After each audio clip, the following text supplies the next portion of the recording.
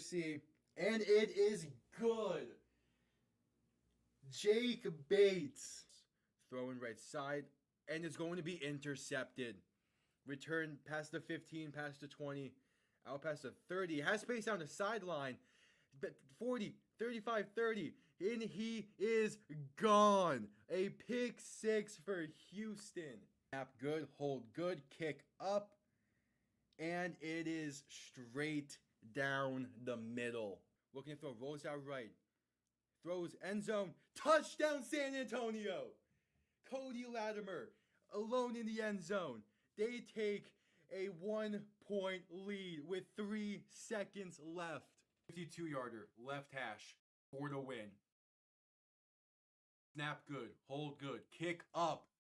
And it's drilled. Miami escapes week 1 with the win. Jason Sanders is looking to throw. Pass right side, wide open. Touchdown Drake London. Touchdown Drake London. Atlanta has tied this game and are an extra point away from taking the lead. Needing the 12-yard line. Handoff, Robinson left side. And going to be stuffed. A loss of 4, maybe 5 on the play. And with 50 seconds to go, the Chiefs have the ball. And most likely that does it. Ball on the 17.5-yard line. Looking to throw. Stepping up, throwing for the end zone. And caught. Touchdown Green Bay. Dontavian Wicks. 56 seconds to play. The Packers are within 3. 6:17 to play in overtime. Tua shotgun. Back to his left. 3 receivers to the right. Bunched up. Tua to throw. Pass time. Plenty of time. Pass. End zone left side. Jonnu Smith. Touchdown Miami. They're gonna win. Let's go, baby. Here, back behind him. 3 receiving options to the left. Gonna send Smith in motion. Toss left side for Saquon Barkley. Good blocking and room to run. Pass midfield. Spinning his way. Pass to 35 to 30. 25, 20, 15, 10, 5. And the Eagles respond instantly. Saquon Barkley. Oh my. Making his presence felt. 1 play. 60 yards. 3rd and 9 from the 35. Mahomes looking to throw. Quick pass left side. Caught by Piron. Has room to run. First down and more. Down to about the 17. And he stays in bounds. That will do it. The Kansas City Chiefs have escaped the Bills and have punched their ticket. Hello, everybody, and welcome on in. Week 6 wraps up with some Monday Night Football. It's the Bills, it's the Falcons. This uniform matchup is fantastic. Not as good as Seattle, Tampa from last week, but still a really, really damn good uniform matchup. It's throwback week in the NFL, apparently, once again. But welcome on in. Kickoff going to be on the way here very shortly. But welcome on in. The Falcons will get ball to begin this one, as Monday Night Football is underway in Atlanta. Going to be returned beginning from the 5. Has room past the 25, past the 30, and down to the 31. So Michael Penix and this Falcons offense will begin from there.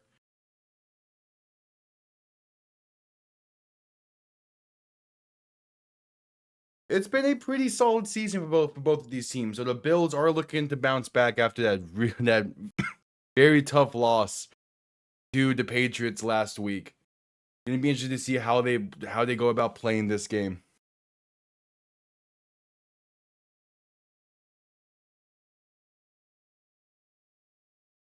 As Penix in shotgun, back behind him, a tight end in the backfield to his left. Then a man in motion. First play of the game is going to be a handoff left side for Bijan Robinson. And ball comes loose and picked up by Buffalo at the 46. First play of the game is a fumble from Bijan Robinson. And that ball launched out for about 5-6 yards before it gets picked up. There is a penalty marker down. It will be offsides on Buffalo, so it doesn't matter in the end. A 1st and 5 coming up. But what a way to start this game. What a way for this one to start.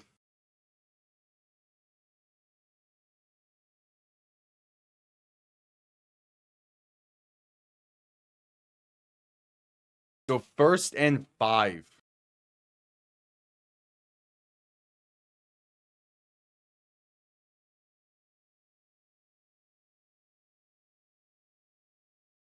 Penix in shotgun, a tight end in the backfield to his left. A back lined up a little bit wider towards the right. Going to play action, look to throw. Penix with some time in the pocket. Throw in left side. That's caught by a wide open Darnell Mooney. No, sorry, it's Drake London. Up to the plus 41 past midfield. So a pretty bad fumble on the opening play that gets overturned due to an offsides penalty on Buffalo. Followed up by a solid completion of 20 plus. Welcome to Falcons football. Penix in shotgun, back behind him. 3 receiving options to the right. Man in motion, right to left. That's Kyle Pitts. As Penix is going to give this one to Robinson, right side. He's going to get past the 40 to about the 38.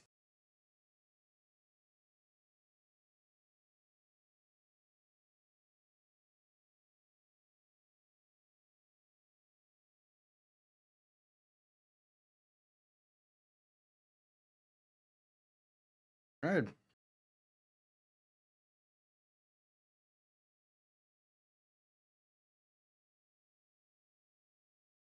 So Penix looking to throw in 2nd and 7 now. Pass right side has a man. That's past the 30 to the 29. And they move the chains once again. That's Drake London on the reception once again. So a fresh set of downs for the Falcons. They're moving well. It's the opening drive, so it's a little bit of a grain of salt until we see the rest of the game, but solid. See, if they can keep moving like this against this Bills defense, that would be very impressive. So Penix in shotgun, back to his left, 2 receiving options to each side. Man in motion, right to left. They're going to give this to Bijan Robinson on an end around. He gets inside the 25 to the 22. A gain of roughly 6, maybe 7.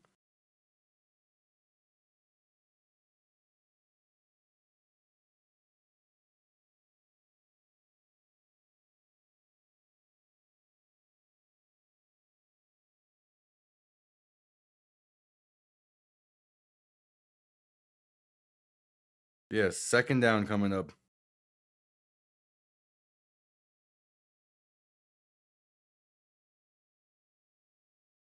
Penix in shotgun, back behind him, 2nd and 2.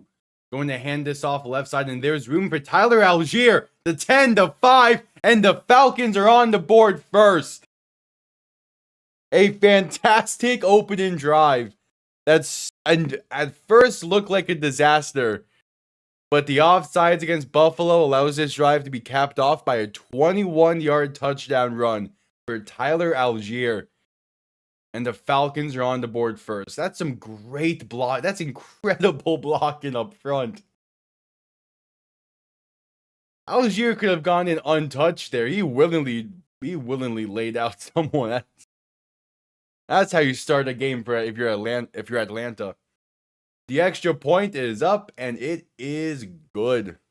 7-0 lead early. That is a great opening drive.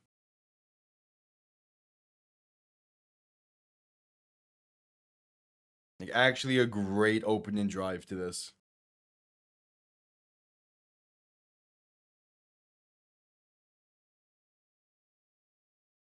All right, and that brings us to a commercial break as well.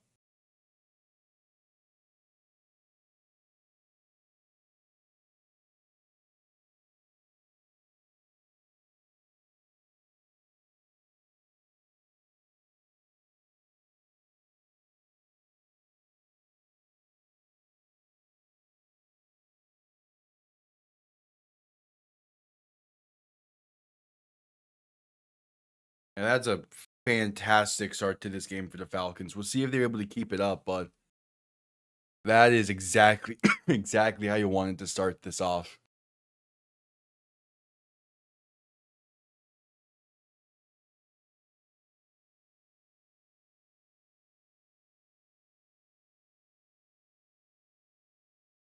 Welcome on in. Hello.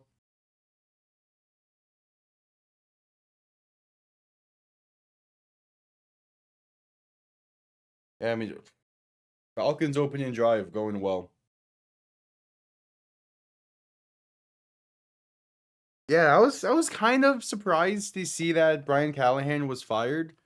Obviously, like he hasn't been doing a great job over there, but I thought that for sure they would give him the full season to figure it out. But I guess they just didn't like what they saw against the Raiders. Uh, what's up, Bofflash? We shouts, yeah, yeah. It. The Shrouds could take a play out of Don Rogers' book and took Brian Callahan for a walk. I mean, obviously, you don't fire someone after just one season. You have to give him some time to that second year. But still, like 6 weeks. I get it, but still, it's I don't know. But yeah, I don't know. Speaking of that, I did see the stuff you emailed me late last night. Got a good smile and a chuckle out of me when I saw it, when I went through it this morning. So hell yeah.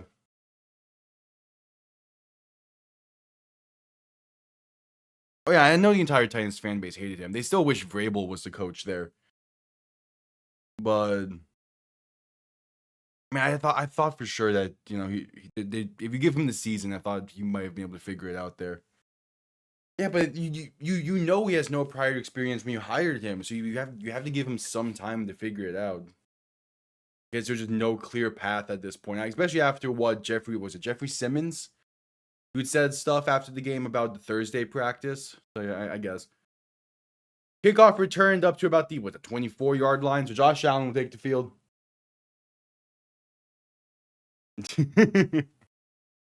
Yeah, those were good.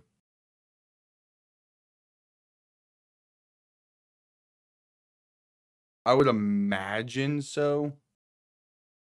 Because with a doubleheader, it probably gets in the way a little bit. That's not even really a doubleheader. It's the next thing starts in like less than an hour. Allen play action looking to throw in first down. Passing deep left side. And it's going to be caught inside the 32 to 27. And that's Joshua Palmer on the reception. And it takes one play for the Bills to get deep into plus territory. That's how you start things off. Yeah, no, that's a great throw from Allen. And a great catch from Palmer as well. Yeah, I think the firing is why he's gonna push it a little bit. Because otherwise he would have had a separate fan reaction to that by now. Handoff up the middle for James Cook is gonna get about 2, maybe 3 on the play. I need James Cook to get like 40 yards rushing tonight.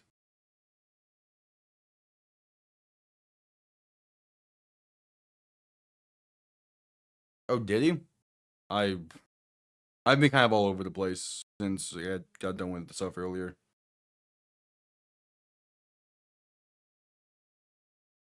Uh, Second and 6, Allen under center, back behind him, gonna play action and look to throw. Has some time, gonna step up and take it himself. Enough for a first down and up to about the 16. Oh yeah, he did. Okay, I see it now.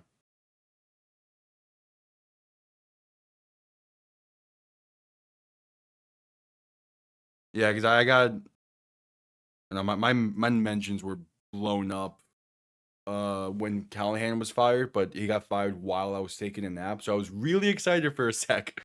Maybe it was something on Miami, but guess not.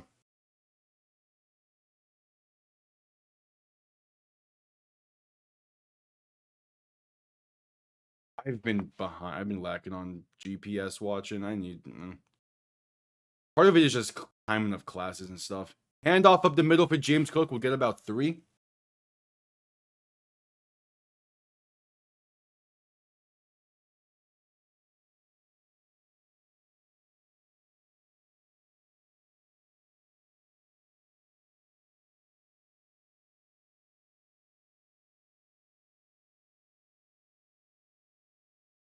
Yeah, I mean, I like the early morning stuff like that, but it's just classes get in the way sometimes, and I'm out, and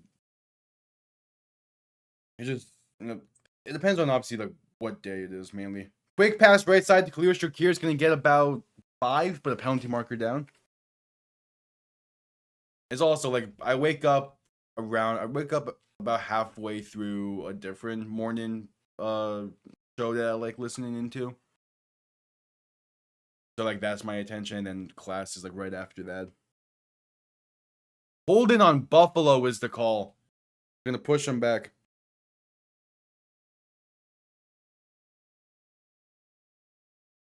Yeah, that's very fair. I don't know, but at the same time, like it feels like it could just be because some of these games go late, but it feels like maybe not West Coast exactly, but like West Coast / Mountain Time is like the perfect time for a football Sunday. Because you get done before it's too late, you can still do some things afterward. Like it feels. I'm sure it would be great to experience that one day. Allen in shotgun back to his left, looking to throw on 2nd and 18. He's going to step up and roll to his right, trying to buy some time. Takes it himself, gets inside the 20 to the 19.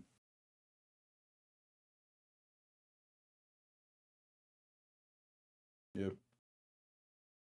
Oh yeah, the overseas games are, even on the East Coast here, are not at a good time for me. I do not like 9 o'clock kickoffs at all. Which is why that Miami playing in Madrid this season is gonna suck. And the fact that that game's against the Commanders, yeah, that's not going to be a fun game to go live with. 3rd and 13, Allen alone in shotgun. 3 receivers to the right, 2 to the left. Man in motion, right to the left. Play clock winding down. Looking for the 6-yard line. Allen to throw. Has some time. Pass over the middle. It's caught. Touchdown, Buffalo.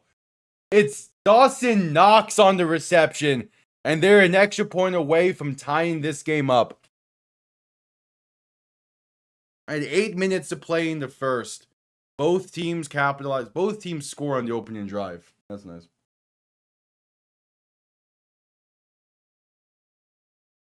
Yeah, like that seems. I mean, that's kind of similar to what college football is over here, and I love the college football timing windows.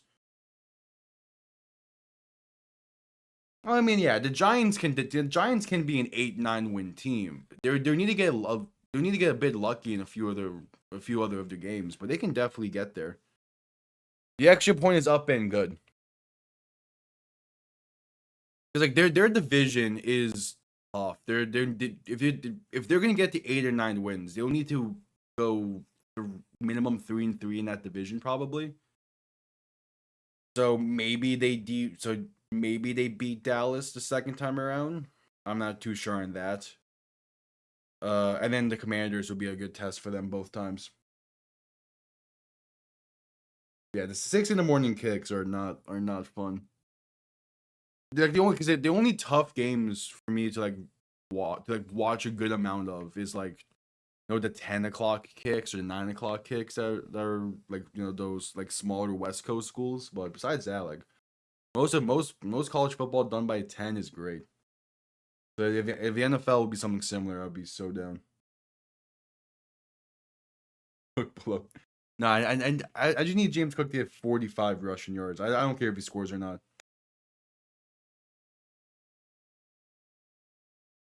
They should be able to. The Bills' defense did not look great on the opening drive of Atlanta, though. We'll see if they can adjust. But it's any given week type of thing.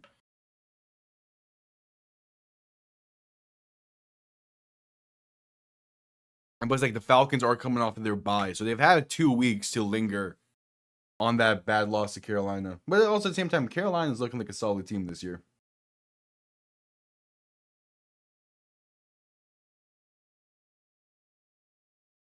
Also, yeah, Brian Branch got a game suspension for the chaos last night, and I'm not surprised at all by it.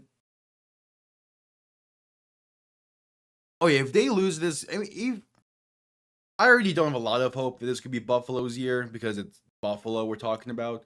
But yeah, if they lose this game, the AFC is all messed up. Because a Bills loss puts New England in first place of the East. after 6 weeks, and no one expected that.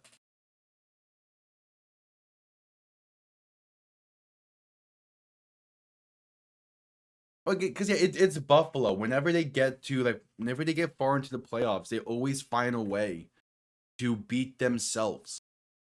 So I until Buffalo actually does it, I don't think they ever will.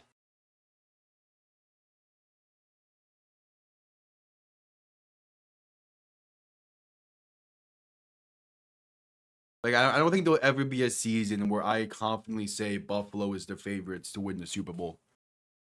Unless, of course, they're coming off of winning it. Kickoff underway, going to be returned beginning from the 4. Gets up past the 25 to the 27. It'll begin from there.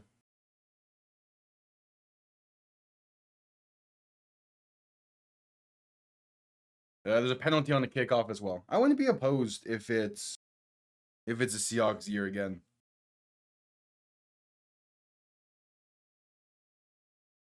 I kind of just want like a shake up in the Super Bowl. The past like 4 years, it's been the Chiefs and either the 49ers or the Eagles, basically.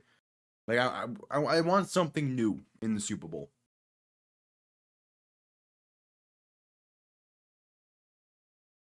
Yeah, well, since he has their other issues with that, but like Buffalo's a team where their window should still be open, but it doesn't feel that way. I'm tempted to start the bot counter. That's the 3rd. Penix and shotgun back to his left. 3 receivers to the left as well. 1st and 10 from the 42 as a penalty was on Buffalo. But a false start now is going to push them back 5.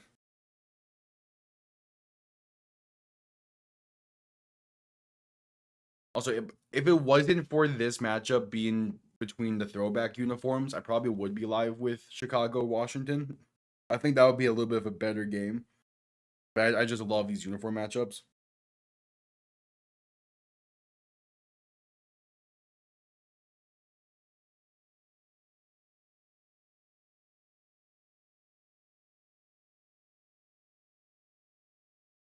Penix and shotgun back to his left. 2 receivers to each side. 1st and 15 now from the 37. Going to look to throw once again. Has some time. Pass right side is going to be caught for a gain of about 2 to Drake London.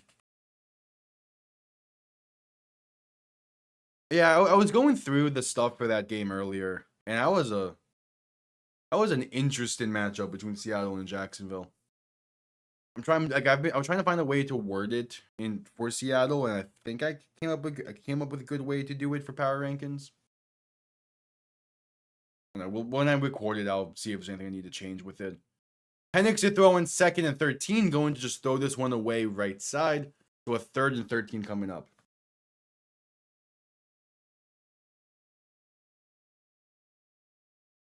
When did the Flyers are up? Okay.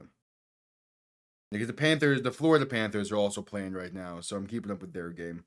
And that's also why I'm not wearing the Bills uniform jersey that I normally would whenever I'm calling a Bills game. It's NHL season. Now, anytime I have an excuse to wear the Panthers jersey, I'm going to. Penix and shotgun back to his left, looking to throw in 3rd and 13. Pressure coming. Escapes 2 would-be sacks, but unable to escape a 3rd. He's brought down at the 34-yard line, and it's a 3 and out for the Falcons offense. Not surprised. It was an offense that looked really good on the opening drive. They're coming back down to earth here.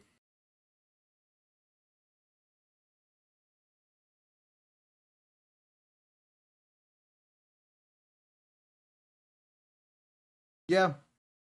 It's always funny where it's like this team beat that team and then that team lost to this other team, and thus I always love that kind of a comparison, especially in college football when there's some really weird matchups. Like it's great to pull stuff like that. Punt comes off clean. Return begins from the 15. Gets up to about the 26.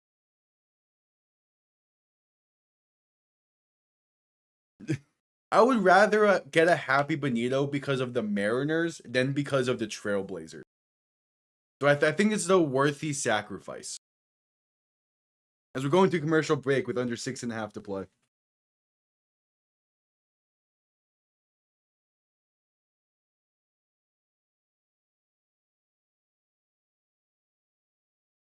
I mean, before the season, I was not high on Seattle at all.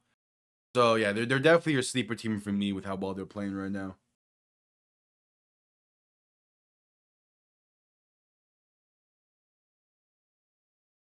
Well, they uncurse the Mariners for this season. I mean, Cal Raleigh having that incredible season. It's gonna be. It feels like that it's this year, or it might not happen for the Mariners in a while.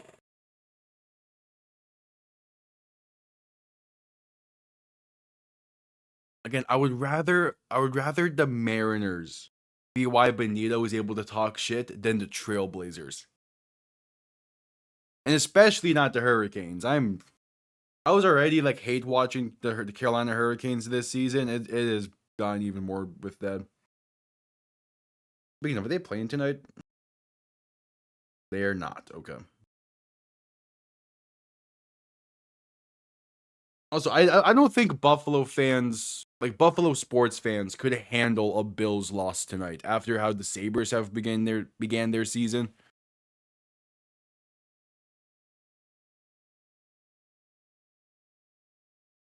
Well, yeah, because the Cardinals have the second most World Series championships. Of course, the Mariners ain't catching them.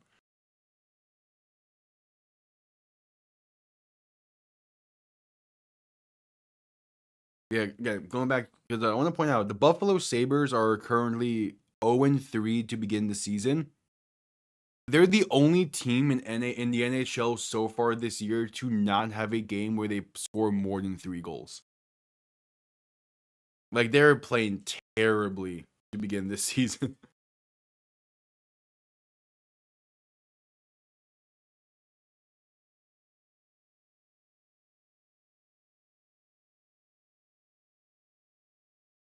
All right, just coming back from commercial break. We'll see what Buffalo can do on their second drive.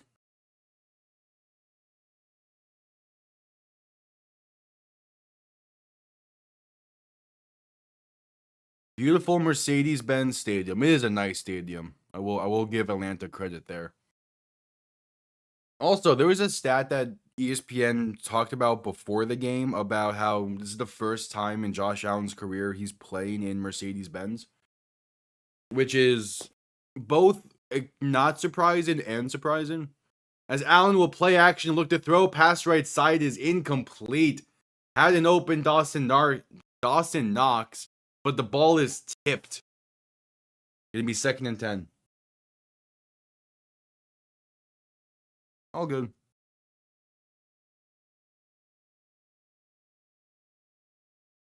That too. We don't need Punkle to be able to talk shit about the Doyers 2 years in a row. We don't.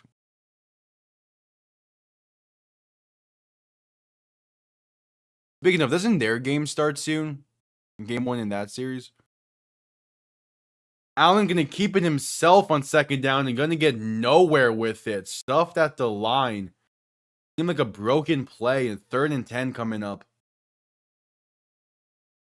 I will say I love the red helmets that the Falcons have for these throwbacks.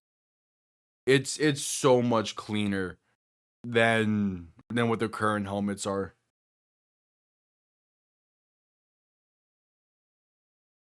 It is also kind of weird saying Mercedes Benz and not talking about New Orleans, and instead talking about Atlanta. But it's a whatever. Right? These Dirty Bird uniforms are so much better than what they have now. Allen to throw in 3rd and 10, pass right side, and it's caught along the sideline. What a throw and what a catch! Khalil Shakir for the 1st down. That's an insane throw from Josh Allen. Off his back foot, falling to the ground, and he's just chucks up a prayer. And now we have a challenge marker. The challenge flag is down for the Falcons. If it stands, that's an insane throw and catch. That's an insane throw, period. That ball was placed in a bucket. The question is just, did he catch it? No, I think that right foot's out. That's an insane throw from Allen, nonetheless. Yeah, that right foot is out of bounds. Atlanta will win this. It's a 3-and-out for Buffalo. But that is an insane throw, nonetheless. Yeah, that's true, Buffalo. That's true. Get Mercedes. Yeah. Man, I'm like, I've gotten used to it being the Caesars Superdome in New Orleans, but part of me will always still think of it as Mercedes-Benz Superdome. It just feels better.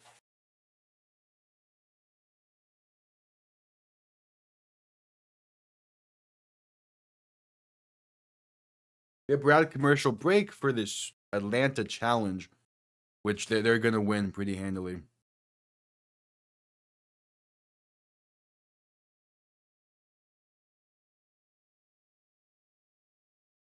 Yeah, but then Mercedes-Benz sponsors the Falcons stadium, and it's like, what?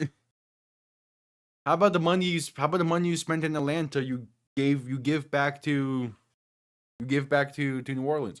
By the way, because like Acrisure has 2 stadiums. By the way, as Acrisure has Acrisure Stadium over in Pittsburgh, and then they're now also sponsoring the UCF Stadium. It used to be a FBC Mortgage, but now it's the Acrisure Bounce House. So like Acrisure is able to fund 2 stadium names.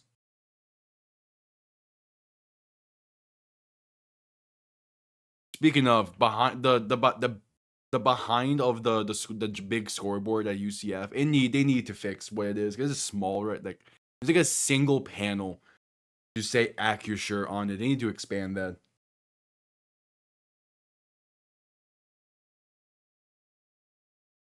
Yeah, still like commercial break.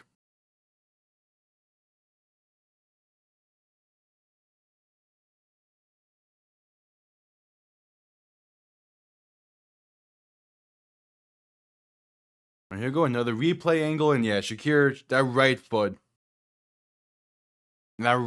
was out of bounds. So it's a 3-and-out for Buffalo. They have to send this one away. Jamal Agnew back to return, former Jacksonville Jaguar. Punt comes off clean and going to be bouncing out of bounds near the 35. So after both teams have great opening drives, both teams then proceed to go 3-and-out on the following drive.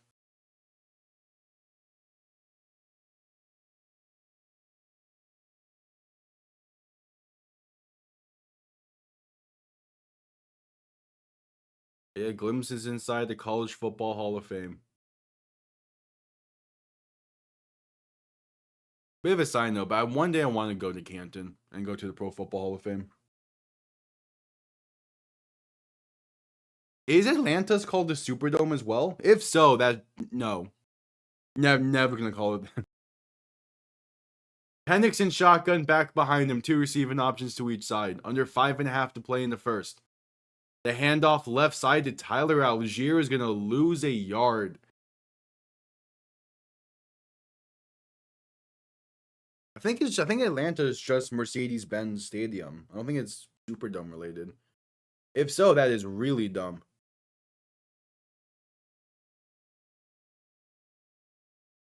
The Mariners are up 10-3 over Toronto. Jeez. I'm sure Yankees fans are loving that. Penix and shotgun back to his left, the tight end in the backfield to his right. 2nd and 11 looking to throw. Has some time, pass left side is caught up to the 41. That's Bijan Robinson on the reception, makes it a more manageable 3rd down.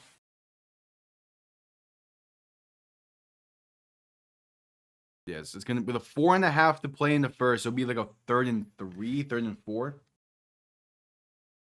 That's a great catch from Bijan Robinson to hang on through that tackle of AJ Epinenza. Yeah, 3rd and 3. Penix in shotgun, back to his left, 3 receivers to the right. Ball on their own 41. Penix looking to throw. Quick pass left side is off the mark and incomplete. Penalty markers down. Going to be DPI on Buffalo, it seems. Or at the very least, defensive hold-in. The refs are discussing. It would be against Tre'Davious White. Yep, DPI on the Bills. Gonna give the Falcons a free first down.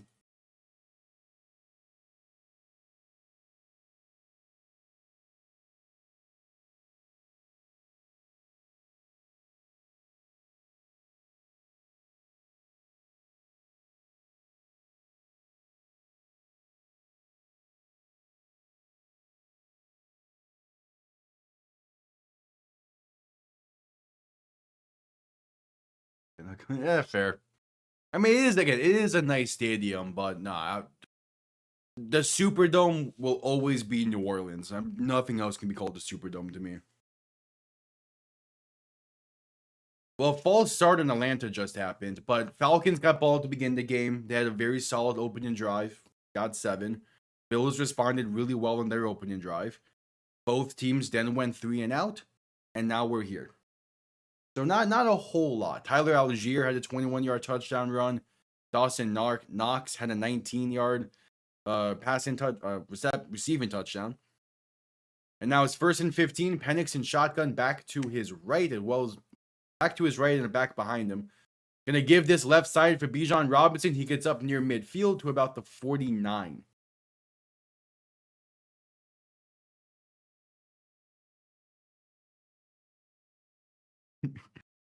Yeah, that the Lumen Field Superdome for Seattle is honestly that's just funny at this point.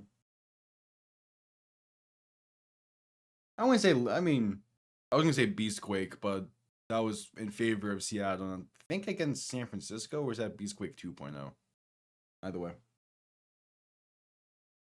No problem. Penix in shotgun back behind him, 2nd and 8. Gonna hand this off right side, and that's going to maybe fall forward for a yard. That's Bijan Robinson once again on the carry. So a 3rd and relatively long coming up.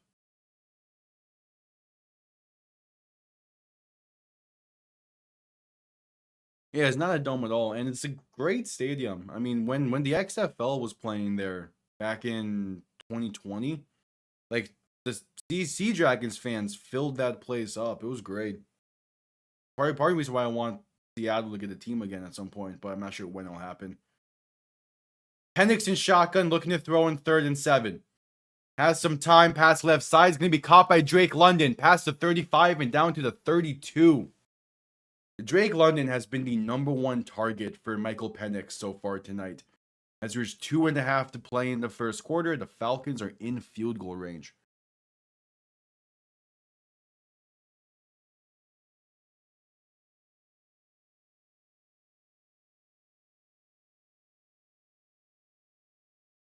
Penix and shotgun back behind him. 3 receiving options to the right. Going to hand this off left side for Robinson once again, and he had some space. Inside the 20, inside the 15, breaking off tackles. Inside the 10 and down to the 9. Bijan Robinson, man.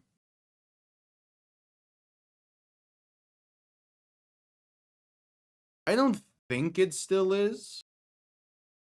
Actually, I wouldn't be shocked if it still is. Especially with all the renovations that they've done to it to like expand seating. Yeah, Bijan's a beast. What was he, a 7th overall pick? And even then, that was too late in the draft for his quality. Penix in shotgun, a tight end in the backfield to his left, 2 receiving options to each side. Bijan being motioned into the backfield as they give to him up the middle. Some solid patience gets him back to the line of scrimmage, but still a 2nd and goal from the 9 coming up.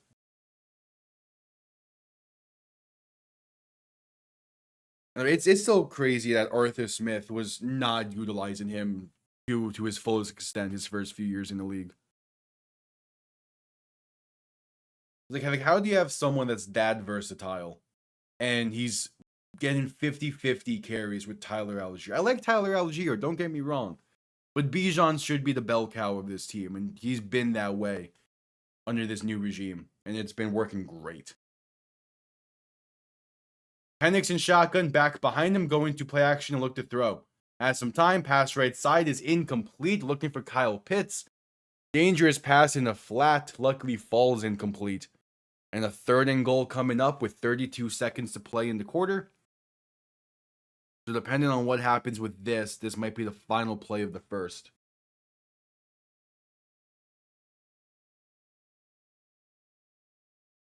Yeah, that's fair.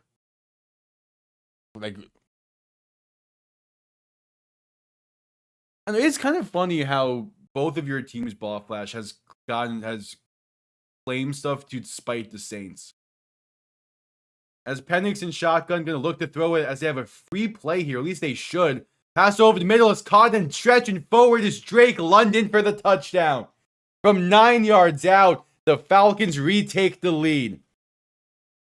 Shocked there wasn't an offsides call there on Joey Bosa, but it does not matter even if there was. Wait, Tyler Allgeier's nickname is the Vulture? I actually love that. And yeah, Pitts is having a good year with his, I wouldn't say new, his second year with this offensive scheme, but it's great that see Pitts finally have like a breakout-esque season. Because he was extremely talented at Florida. It's just Arthur Smith did not know how to utilize him, and Jonnu Smith was getting most of the tight end reps.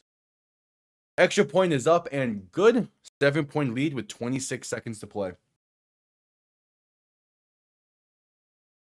Yeah, the Bengals with Houday, the old Superdome thing. Yeah. But wait, going against London in fantasy or something? So Drake London has been the #1 target tonight, and it's working. And another player that the Falcons recently added in the past like 3-4 years, that is like finally hitting their stride now that Arthur Smith is not calling the plays. Oh yeah. Yeah, I'm hoping for James Cook to just have a night. He doesn't need anything massive. He just needs to get like 40 rushing yards for me in fantasy.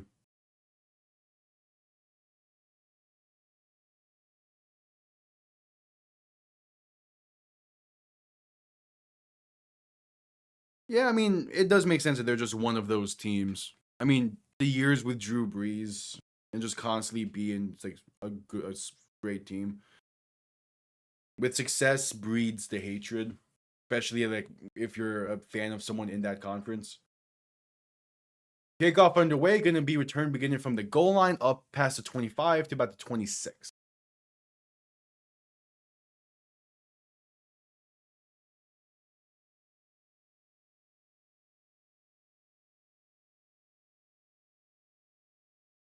All right, 20 seconds remaining in the first quarter. One more play is needed here for Buffalo.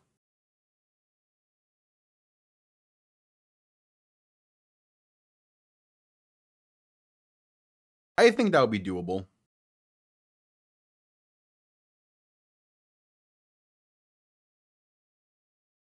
I think that will be doable. But with this game seemingly going to be a shootout, though, it might be tough. As the give to James Cook on 1st and 10 is going to go nowhere. He maybe loses a yard, but that'll be the end of the first quarter. All right, 15 minutes in the books. We're in for a great one between these two teams. Okay, yeah, that's fair. Well, I mean, yeah, but so like with it being like conference foes, you do see the Saints a lot just naturally, even if you don't realize what a conference is.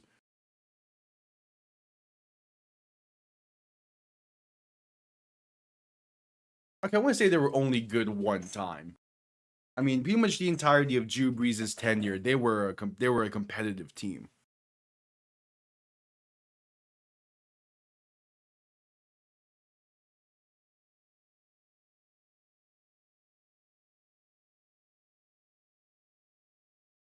Yeah.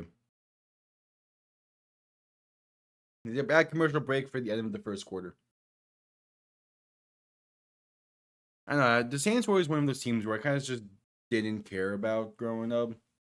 And then obviously like when I got more into football and I started like diving into like the history, like more like of like history stuff with it. I learned about, Miami potentially getting Drew Brees and then him going to the Saints instead, and then but even then, like that's not a hatred towards the Saints, it's hatred towards Nick Saban.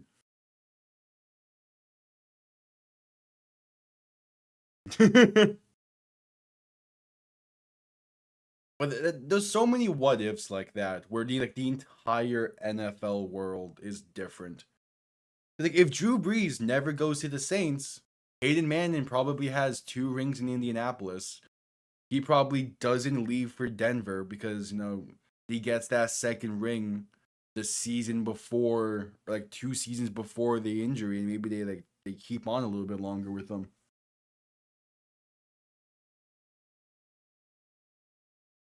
But instead, that was viewed as like the last gasp for that era of the Colts. And with that, Andrew Luck probably isn't a Colt, and maybe he's still playing to this day.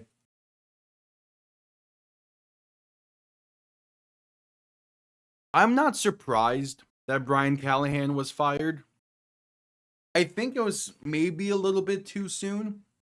Because I mean, like you hire him knowing that he's a first-time coach. He's gonna take a little bit to get accustomed to things.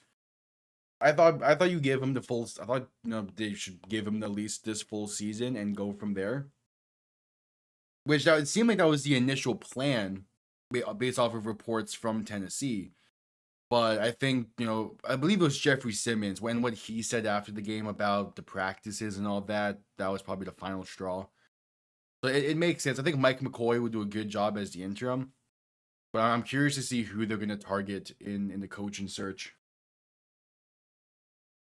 Allen looking to throw in 2nd and 10. Pass left side is going to be incomplete. Trying to fit that into Keon Coleman, but a dangerous pass. And the 3rd and 10 coming up. I believe that was AJ Terrell in coverage.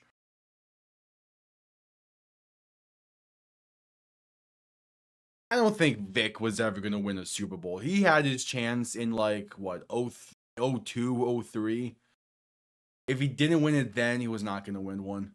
Because he leaves he goes to Philly like the year after Breeze wins that Super Bowl. So like, because he's out the league by that time. He's out the league during those like prime Saints years.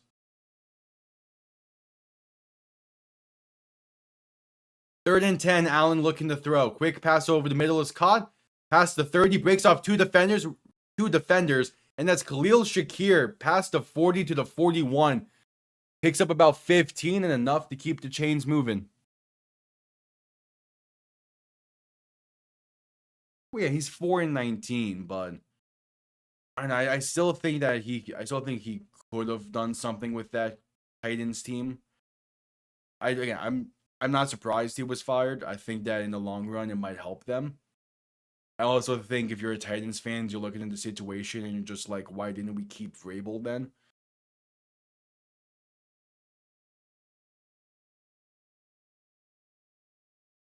Allen under center, back behind him on 1st and 10, going to look to throw. Has some time, pass right side, is caught past the 45 and down to the 44. Oh, and Joshua Palmer is slow to get up. Penalty marker down. Joshua Palmer gets brought down due to a very clear hip drop tackle. Someone tells me the penalty won't be on that. Nope, it's a defensive hold-in, which is declined. So the play stands, but yeah, Joshua Palmer is slow to get up here. He was instantly in pain. And yeah, we're going to a commercial break for injury timeout.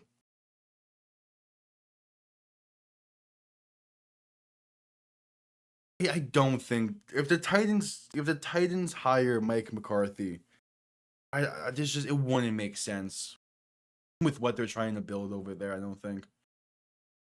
But also, it's like, what are they trying to build? They've had 2 GMs in the past 3 years. They're about to be on another coach in the past third coach in the past 4 years. Like, what is the identity of the Titans? We got Sam Pittman. I could see the Titans giving Anthony Weaver a shot. Obviously, like he's not having the greatest season in Miami as the DC.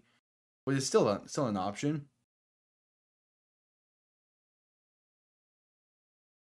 Ooh, yeah. You seen BB? I mean, there's all that. Is Belichick gonna stay at UNC? If Belichick leaves for the Titans, there's something wrong with them.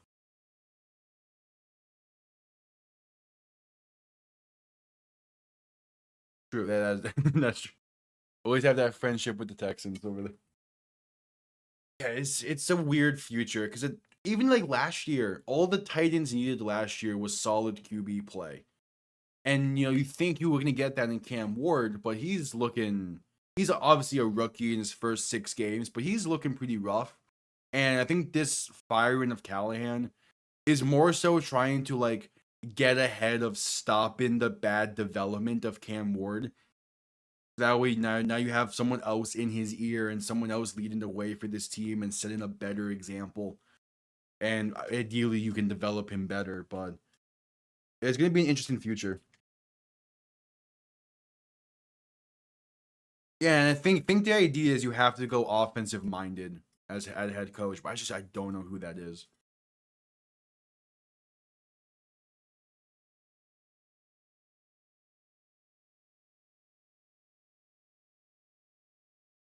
Yeah. I mean, even then, that's still not as much as James Franklin. And honestly, if James Franklin makes his way to the NFL ranks after this season with Penn State, that would be. I would not envy. I would feel bad for any fan base that has to deal with that.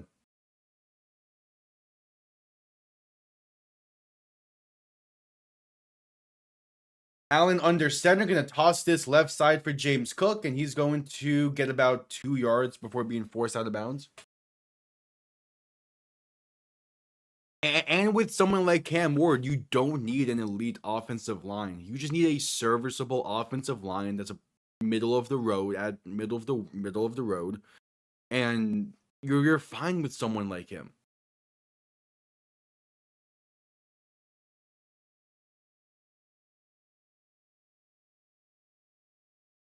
Yeah, because they have pieces on that team to be a much better team than 1-5 right now. So it's not a bad job. Like there's going to be people that want that job.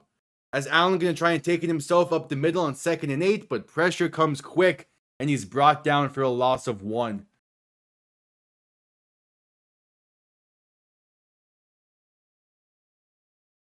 I mean, I guess there is also a world where like John Gruden is eyeing that job, which again, not the worst possibility. And there's another Bills though to get up after this play. It's one of their offensive linemen. Jeez, Buffalo. Getting banged up with injuries early on this year. It was their center who got banged up. That's back to a commercial break for another injury timeout. That's tough. Yeah, it's Connor McGovern though to get up there. Yeah, like there's all the reports that John Gruden wants to get back into the NFL, which it seems like that his lawsuit is over with. So why not? I think though he'll spend a year or two coaching elsewhere to get his feet back under him. Which he did release that video about the Columbus Aviators, and he has ties to Ohio and to Columbus. It could be an option. I'm still waiting to see, the announcements surrounding the coaching staffs for those new UFL teams.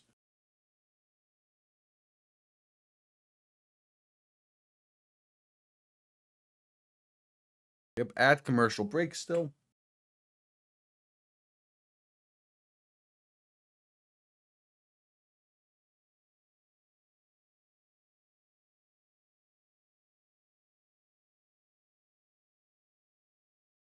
There's a 3rd and 8 for Buffalo when we get back from commercial break.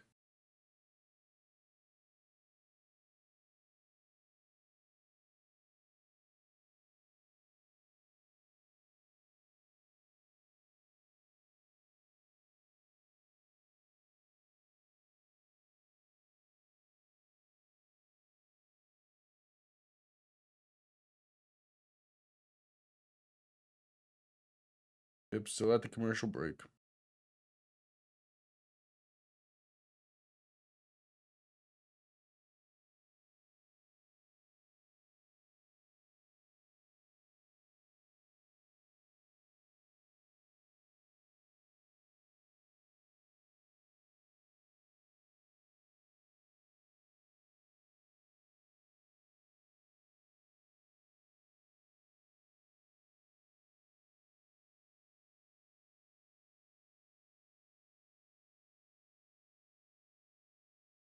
Robert Hunt was on Ron Armstead's podcast earlier. Man, the era Miami football has been downhill since pretty much since Robert Hunt left. He left in that offseason because he left after the 2023 season, and he was one of our best offensive linemen. Just coming back from commercial break. 3rd and 8. Allen in shotgun back behind him. Shifting the back to his right. 2 receivers to the right. Ball on the plus 42.5-yard line. Going to look to throw. Pressure coming. Allen trying to escape, but unable to. You can't take that big of a sack. He's brought down near their own 42. And the Bills went from possible field goal range, now having to punt this one away. Falcons send quick pressure down that left side. Allen tries to escape left. And he runs straight into the trio of Falcons. Including a good old Divine Diablo.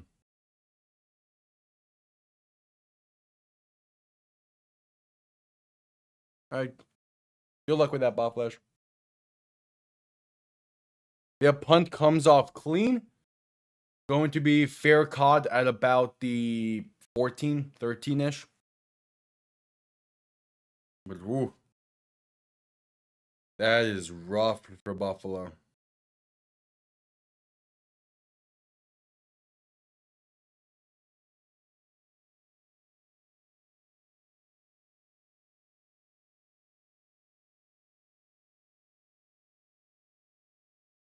Tomorrow night it's some hockey on ESPN, and of course the Panthers aren't playing on there because they played tonight.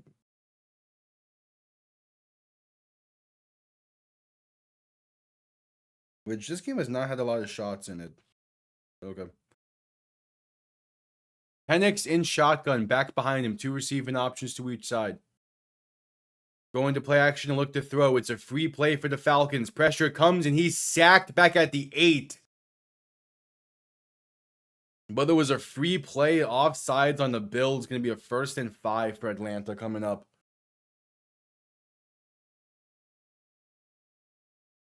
That is now 3 offsides against the Bills.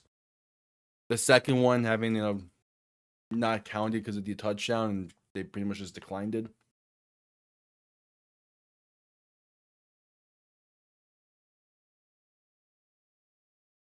I mean, I get wanting to be jumpy here on the line because a sack pretty much kills the drive. But there's now 5 penalties against the Bills already. Penix in shotgun, back behind him, 3 receivers to the left. Handoff right side for Bijan Robinson, and he has space. Pass to 30, 35, 40, 45, 50. Breaking tackles, and he has room. Rolling out the red carpet. Bijan Robinson is gone. Touchdown, Atlanta. From 19 yards out, an 81-yard touchdown run. And the Falcons are up by 13. The Bills gave him an inch. He took it to the house.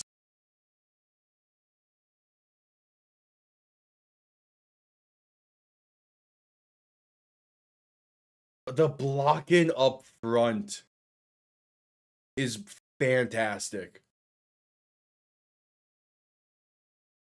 Just that's how you execute a play. It's beautiful.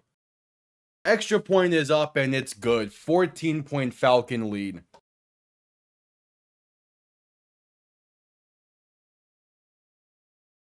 I don't know what's going on with Buffalo. That's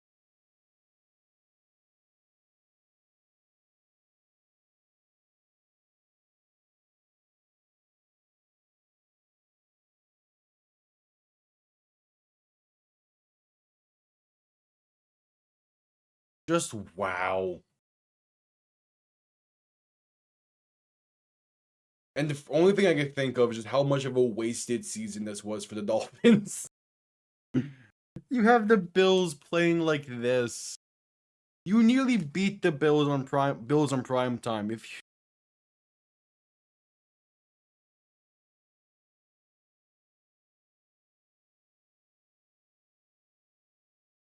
Man, oh man.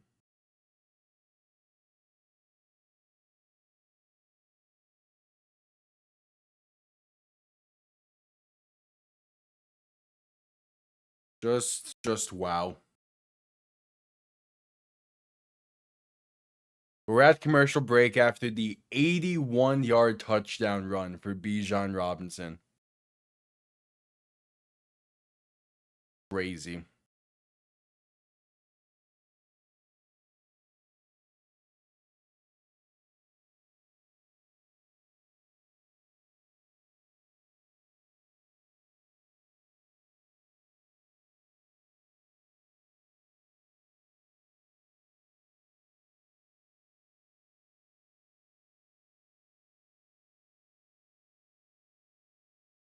To be fair, I don't blame him. I mean, like, Allen got his MVP. He got his bag. He got the girl. All he's missing is that Super Bowl. But the issue is he plays in Buffalo, so I think he just accepted at this point.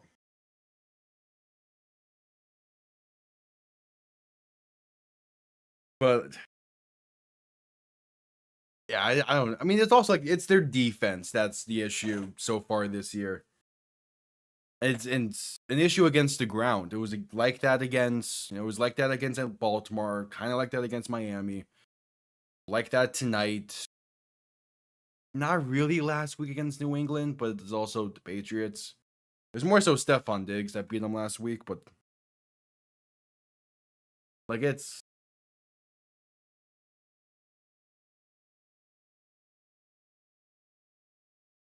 yeah, that's a career long touchdown run for Bijan Robinson.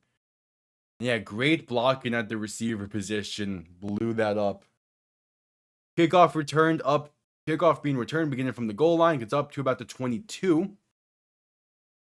And they'll start from there. Buffalo's offense gonna need to get something here soon.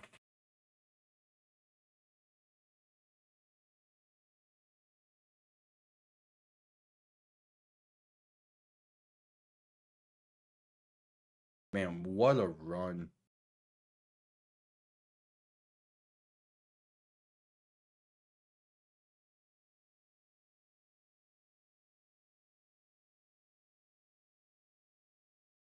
All right, Allen under center, back behind him. Two receiving options to each side.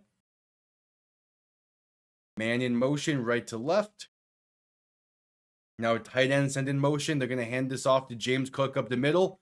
And he's going to have some space past the 25 to the 28.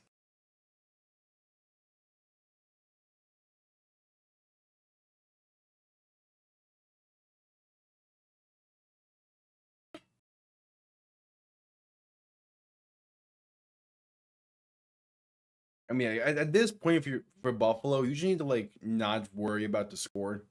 You get ball to begin the second half in the first place. If you can just, calm down a bit, get a drive going, and go from there, you're fine. Handoff up the middle once again for James Cook, and there is room past the 40 to the 43. I was gonna say they had a duo box there for the kickoff between Chicago and Washington. I was gonna say no way that's how they're gonna show the rest of this game. All right, 10 minutes to play in the half. First and 10. Allen under center, back behind him. A give to Cook once again. He's going to find a yard, maybe two. I like the idea of 3 straight gives to James Cook there. But still, just you need to find a rhythm.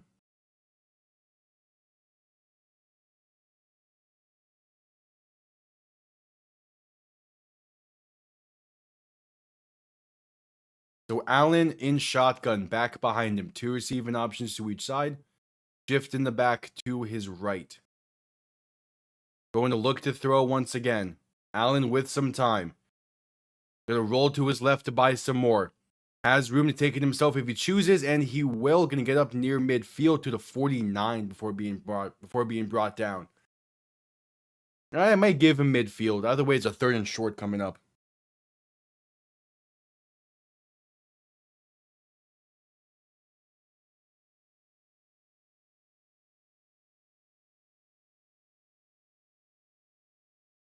I mean, like, Allen's mobility is something that could be utilized a lot more in a game like this so far. But it seems like all around this season, it doesn't feel like he's been using it. He's been using it a lot. So 3rd and 3, Allen in shotgun, back to his right, three receiving options to the left. Looking to throw once again. Has some time. Pass right side is spiked in the dirt and incomplete. Had a man open over the middle, but just an off-target throw. And the Bills will punt again.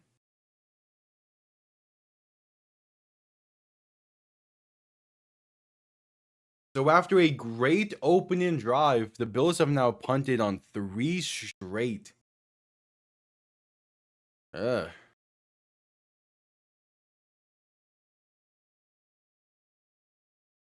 All right, so Mitch Wishnowsky is set to send this one away. Punt is going to come off clean. And it will... it takes a good bounce. Going to be down at the 5. Great punt coverage there for Buffalo. And Atlanta will start backed up.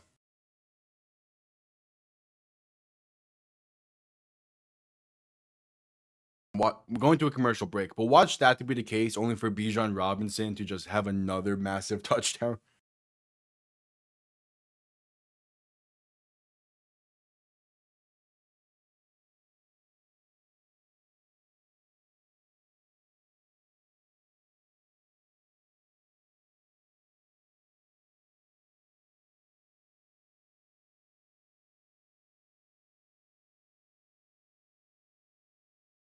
Yep, commercial break after another Bills punt.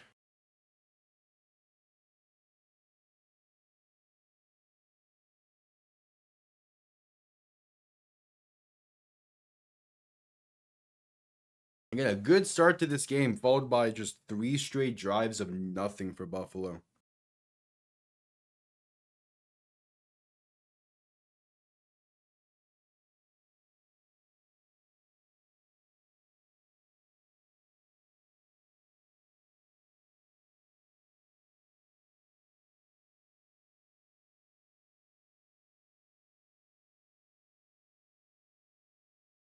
But we will see at commercial break. Still 8 minutes to play in the half.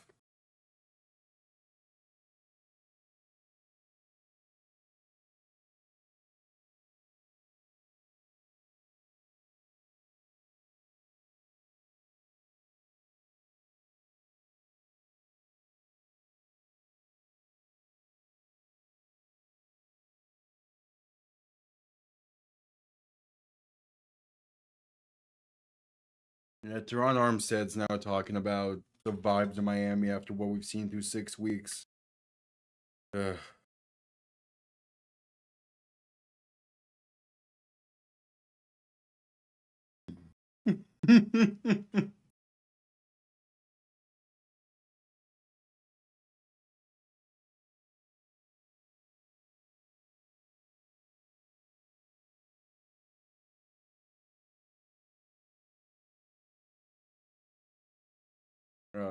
Dolphins Twitter right now is in a great spot. All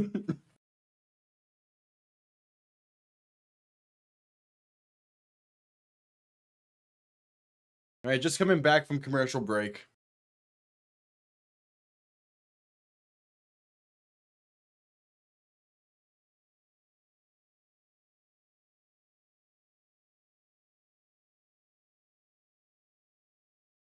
Penix and shotgun back behind them. 3 receiving options to the left. Sending one of them in motion. Going to hand this off left side, and that's going to be up a gain of about 3 for Bijan Robinson.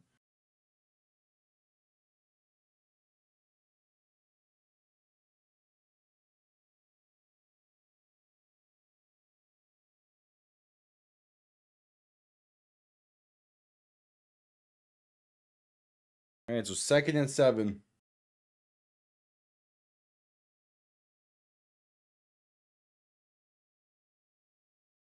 Penix in shotgun, a tight end in the backfield to his right, 2 receiving options to each side. Man in motion as Bijan Robinson being motioned into the backfield, and they give it to him once again left side. Going to find some space and pick up 6.5, just shy of the first down.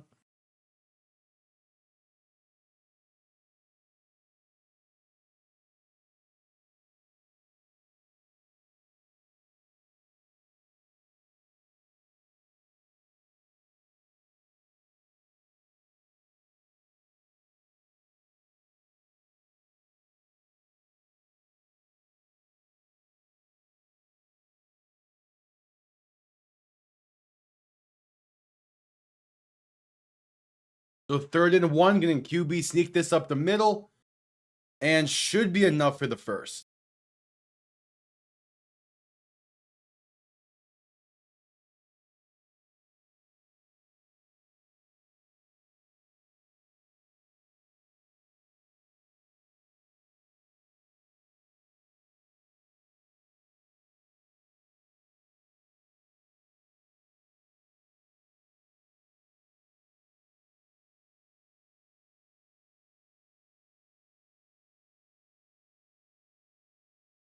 Oh, Ed Oliver being forced off the sideline. Something's up with his helmet. Even if he just misses a play or two, that's a tough deal break. That's a tough loss for that Bills defense.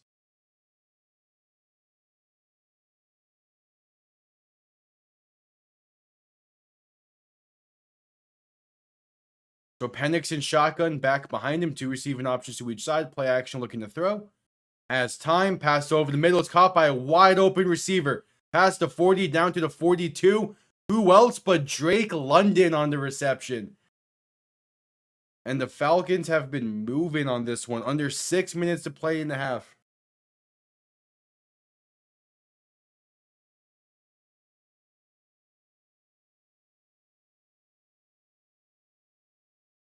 So Penix in shotgun, back behind him, 2 receiving options to each side.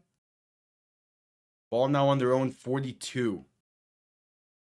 And then play action and look to throw. Step into his left. Has some room. Penix gonna take it himself, and he gets out of bounds around midfield at the 49. They're gonna rule it.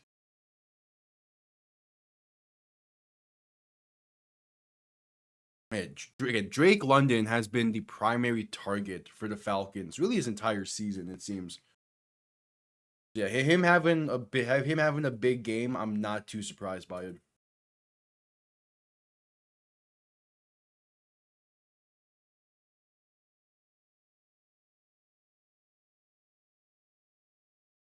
So Penix in shotgun, back behind him, a tight end in the backfield to his right. Gonna give this right side for Tyler Algier. He's going to fall forward to just past midfield to about the 49.5. A 3rd down coming up will be about 3rd and 2. I think they're gonna rule it.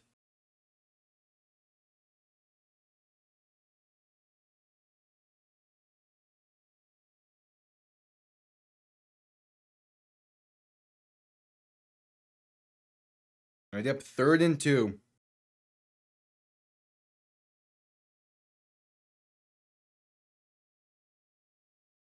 Penix in shotgun, back behind him.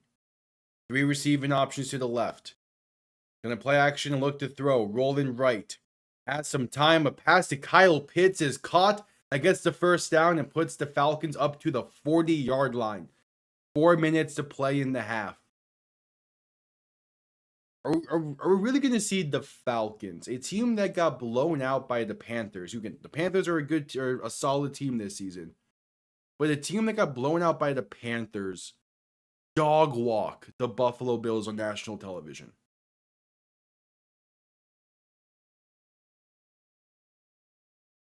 Penix and shotgun back to his right. 2 receivers to each side.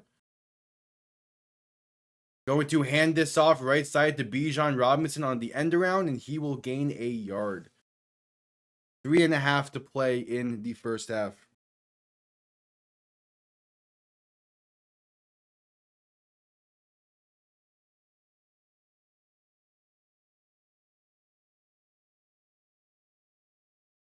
Yes, 2nd and 9 coming up.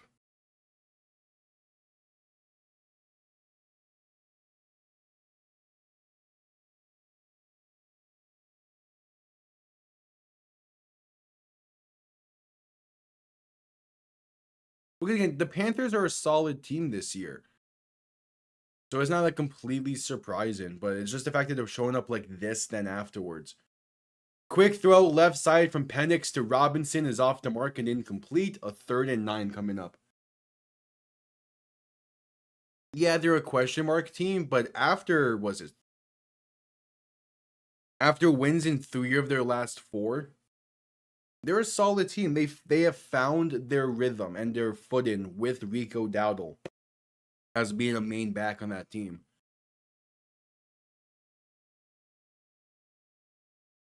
Penix and shotgun back to his right, 3 receivers to the left.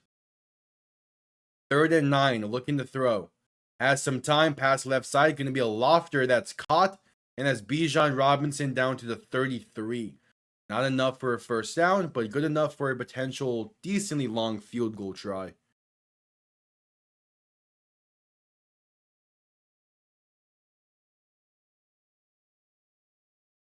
We'll see what they decide to do.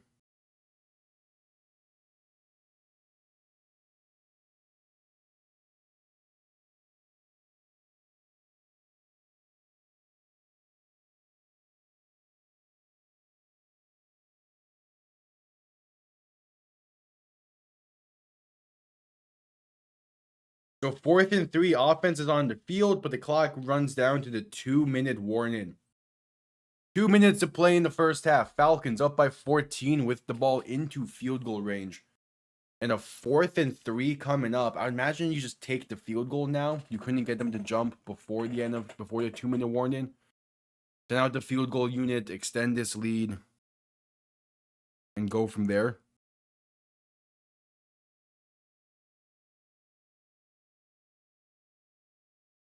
But we'll see a commercial break first.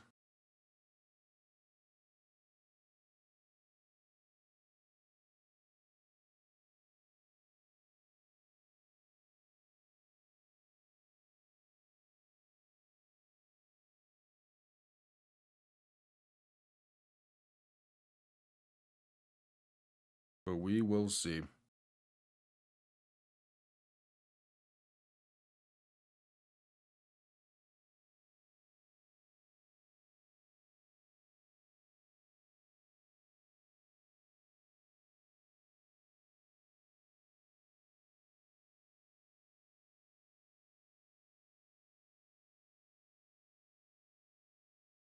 We will see. Actually, this gave me curious. We looked through the Eagles rankings during their bad performance. Let's pull up here's about the Bills defensive rankings. Because that's been seemingly their biggest issue so far this year.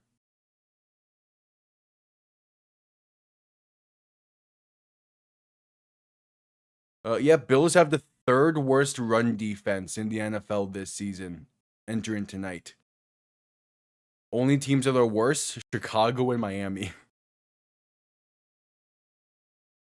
But to pair with that, they have the 2nd best passing defense. Second only to the Atlanta Falcons, who they're playing right now.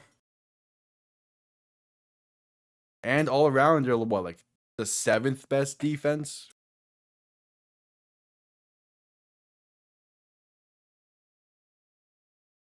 They're middle of the road in terms of points, but still, like, if it wasn't for their rush defense, they would have a top 10 defense in the league.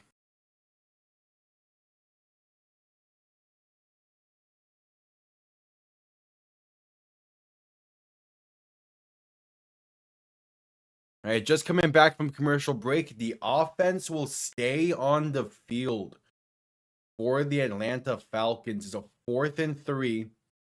Penix in shotgun, back to his left, 2 receivers to each side. Man in motion left to right, as Penix will look to throw. Has some time, pass over the middle, is incomplete. Batted away, and it's a turnover on downs. I was confused. Christian Benford with Terrell Bernard. Oh, that's neither. It's Teron Johnson. Teron Johnson on the pass breakup. And the Bills can get points here at the end of the half. Again, the Bills get ball to begin the second half. If they can get a touchdown on this drive and make it a 1-score game entering the half, they're still just fine in this one.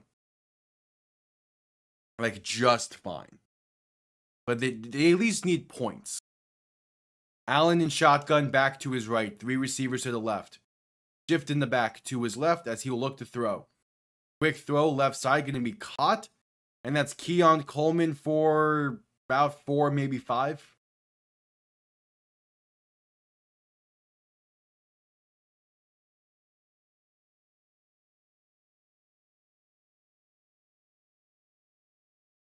Yeah, so a 2nd and 6. Allen in shotgun, back to his right. 2 receivers to each side.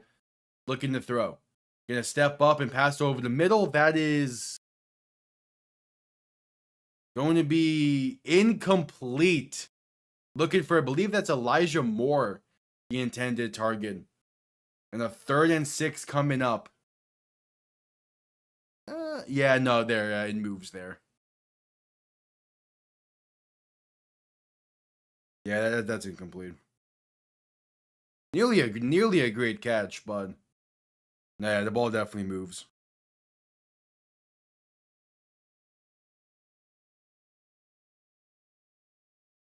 Oh, they're gonna review this. It has to be a review because the Bills can't challenge. We're under 2 minutes. It is actually a lot closer than I thought it was. Hold on. Going to a commercial break as they review this. I think the ball still touches, but it's not by much.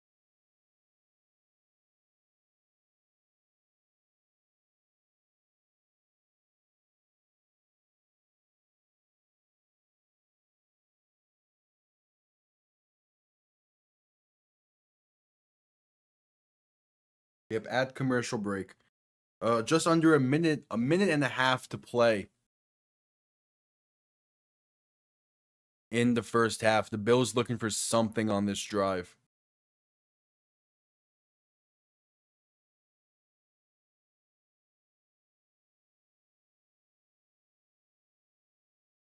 That's crazy. Bam Adebayo got injured in the game tonight. It's preseason, man. Come on.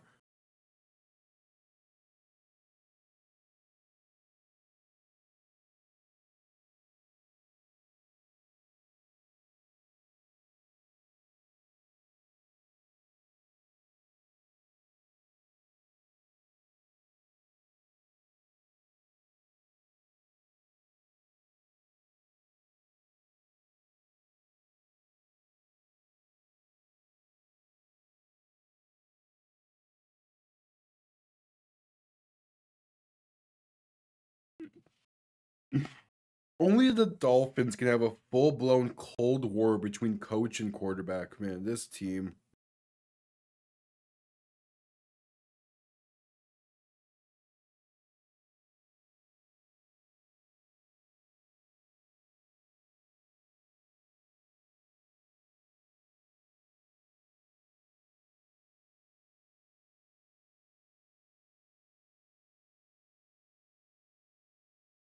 So that commercial break as they were reviewing the second down play, it would either be... Here you go. That is close. I'm not sure if it. Yeah, no, they're gonna say it still touches and incomplete. So 3rd and 6, Allen in shotgun, looking to throw once again. Pass left side is going to be incomplete. Looking for Keon Coleman. And it's another 3 and out for this Bills offense. AJ Terrell makes the play. And the Falcons will have a chance to extend this lead before halftime. Probably should have been a penalty there on the Falcons, but nope, no flags fly. And the Bills have to send this one away.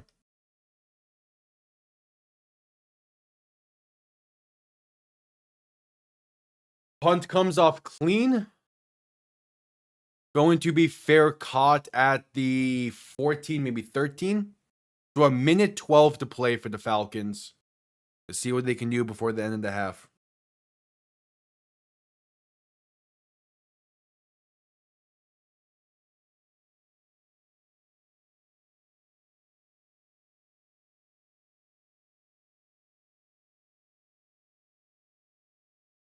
And a penalty marker down now.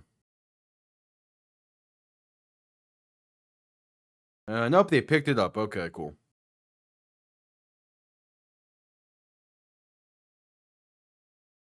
So still 1st and 10 from the 13.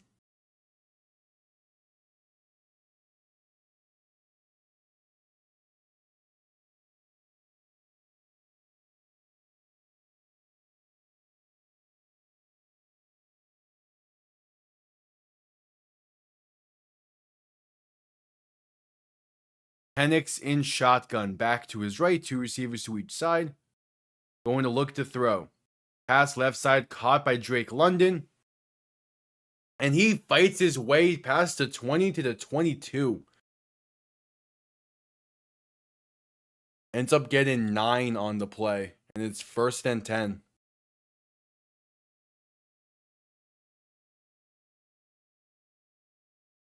Penix in shotgun, back to his left. 3 receivers to the right on 2nd and 1. Has to quickly avoid pressure to his left and will just throw this one away incomplete. 42 seconds remain in the half. It is 3rd and 1 coming up. And there is a Bills player slow to get up. Oh, that's Christian Benford slow to get up. That's a tough loss for that secondary. That is a tough loss for that secondary.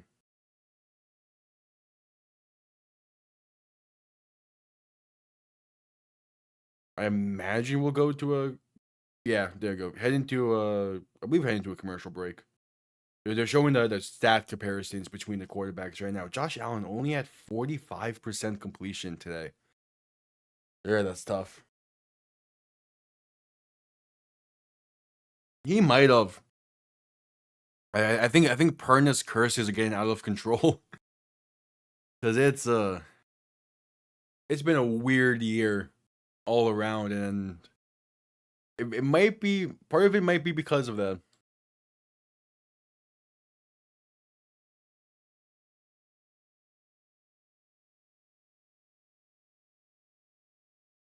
All right, now getting Drake London highlights.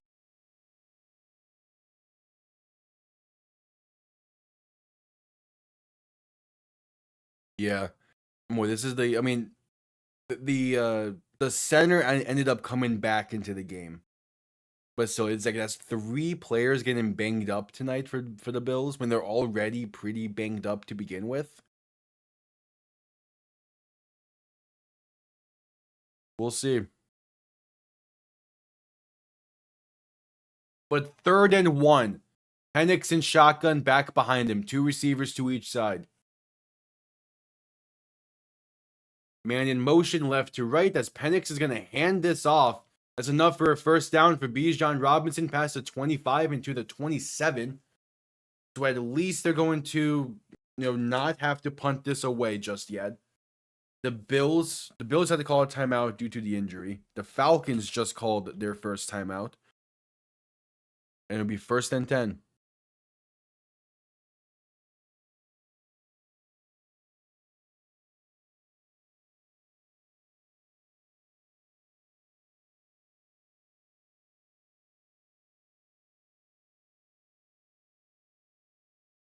most yards in a half by a Falcons player since 2011 is the 136 rushing yards for Bijan Robinson tonight so far. That's Penix in shotgun back to his left. 3 receiving options to the right, looking to throw. Has some time. Passing deep over the middle, and it's going to be incomplete. A relatively dangerous pass, but it gets through. But second and 10 nonetheless. 31 seconds to play in the half. Oh, yeah, that's placed really well. It gets there. Second and 10 nonetheless. Would that 2011 Falcons player be... That would be Michael Turner, right? He was their main back during that era. Penix in shotgun back to his left, looking to throw in second and 10. Has some time, pass right sided. It's going to be incomplete. Had Drake London for a window shot, but just put it too far outside. 3rd and 10 coming up.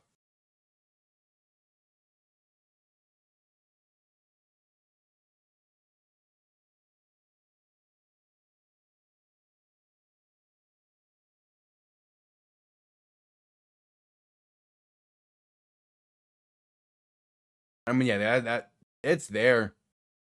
Just too far outside. Penix in shotgun back to his right, 2 receiving options to each side. Going to hand this off up the middle, and that only gains a yard, maybe 2. As there's some pushing and shoving going on after this play. The Bills will call their second timeout with 21 seconds to go, as they hope to get points before the end of the half. They have a kicker that can hit from distance.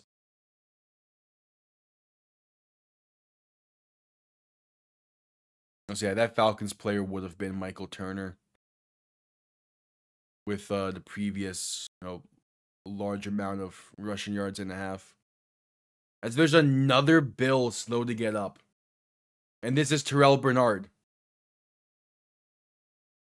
How many injuries is Buffalo going to have tonight? Jeez. So this 2011 Falcons team, the fact that this team lost in the wild card is crazy to me. Like, it's a good mixture of young and veteran players. Was it last year, Tony Gonzalez, I would imagine? Oh yeah, that's friendly fire, all right. Oh no. So the 2 players that were having that scuffle, the Bills player from that scuffle gets pushed and falls directly on the leg of Terrell Bernard. And he is slow to get up afterwards. There's a Falcon player heading to the locker room now. Injuries galore in this game. Jeez. No, it wasn't even final year Tony Gonzalez. And this was 2011 was a good Falcons team. The fact they didn't go further in the playoffs is crazy.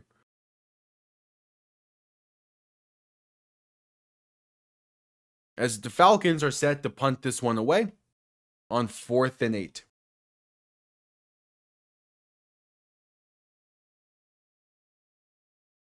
Punt comes off clean. Going to be fair caught at the 30. I guess the biggest issue with this 2011 Falcons team would have been defense and secondary. What, the most reliable... even then, like, they had, 9 interceptions between them? You have a young Brett Grimes on this team. You have rookie Julio Jones, the young Matt Ryan. I have Madden 12, which is what this year's Falcons team would be. I might go back to that. Anyway, Allen in shotgun back to his left. 3 receivers to the right. 15 seconds left in the half.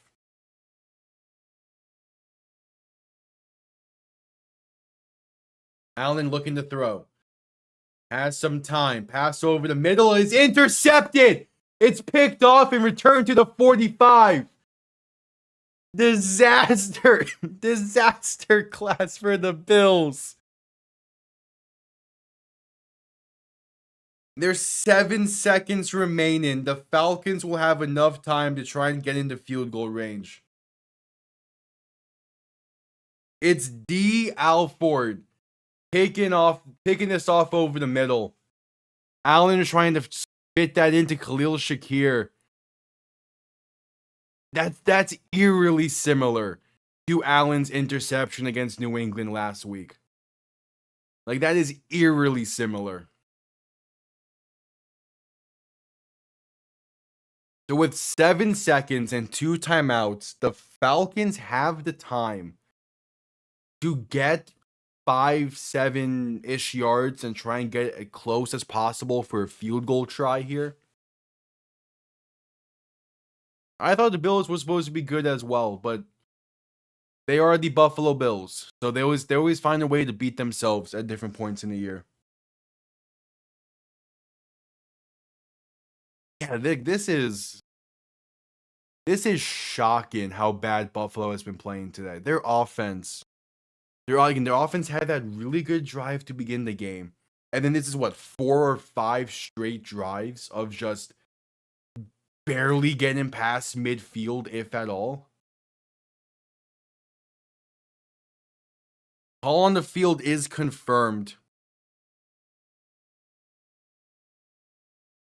So it is, in fact, an interception. It was a quick review. But now there's 10 seconds to play in the half.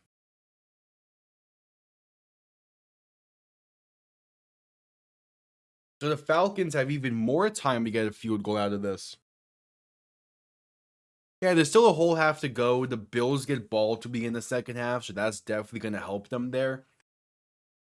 But still, like, this potentially being a 3-score lead entering the half, like, that's not a good look for this Bills team.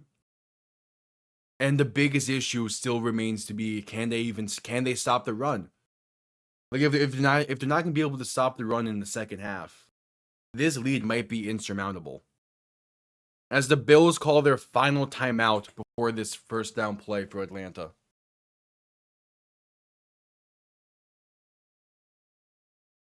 Speaking of, Chicago is up 6-0 over Washington, and they're in the red zone.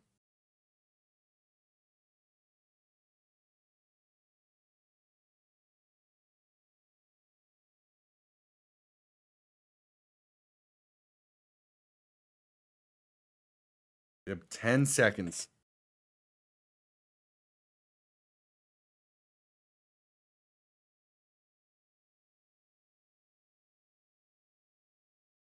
Penix and shotgun back to his left, looking to throw. Quick throw, right side is going to be caught. That's Drake London for a gain of 9 up to the 40. And 6 seconds remain now in the half. Because you got out of bounds there, you could, in theory, risk going for a very quick handoff here and center the ball and maybe gain an extra yard or two. Whatever you do, you have to do quick. Penix and shotgun back to his left. 2 receivers to each side.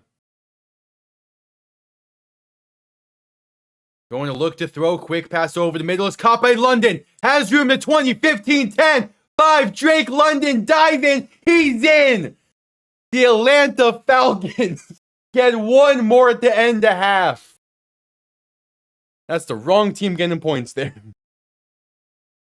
A 40-yard touchdown to end the half, and the Falcons take advantage. Oh, wait, did he get it? Oh, wait.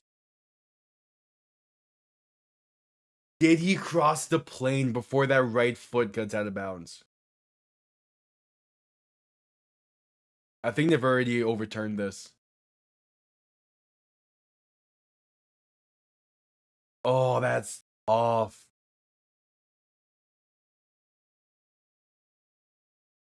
They're going to review this. That right foot, it barely goes out of bounds. The question is it out of bounds before, or did he cross the plane before that foot touches out of bounds?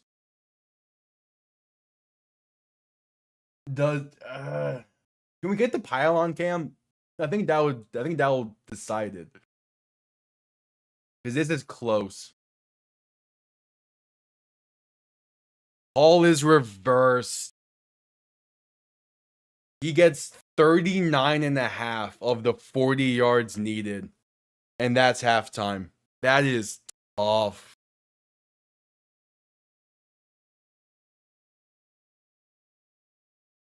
He barely stepped out. The Bills get ball to begin the second half. Luckily, only down by 14 instead of down by 21. But still a great first half performance from the Falcons. Like a fantastic first half performance.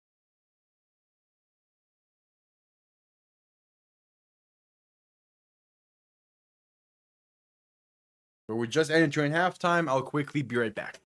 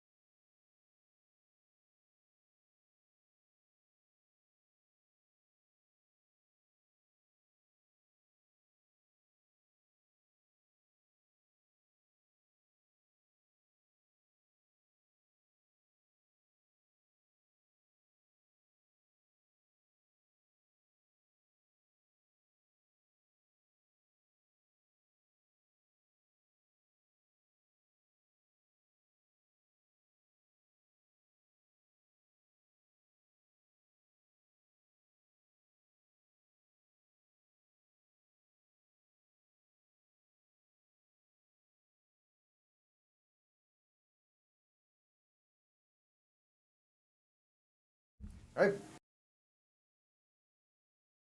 Yeah. I mean, would you even say that's a momentum shift in the half? Because it's still a massive play for the Falcons. But man, the Bills are gonna need to really step it up. Because again, Bijan Robinson already at over 140 yards. Drake London's at 147 yards receiving already.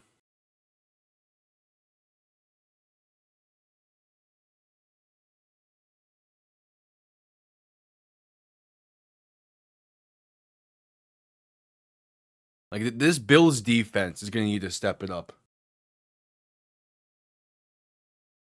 Yeah, that's fair. Sigh of relief.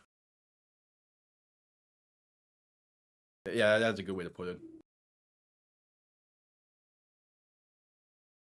All right, how is this Chicago Washington game going? I think I saw that the Bears took a 12-0 lead.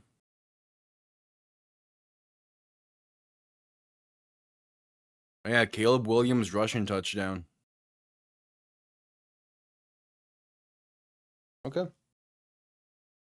Yeah, they got real lucky he didn't score there. Which I mean, you have to take advantage of that then. Like it's still a 2-score game instead of it probably should have been up to a 3-score game. You need to be able to capitalize off of it. But I mean, Josh Allen just not playing well in tonight. 5 for 12 passing is crazy.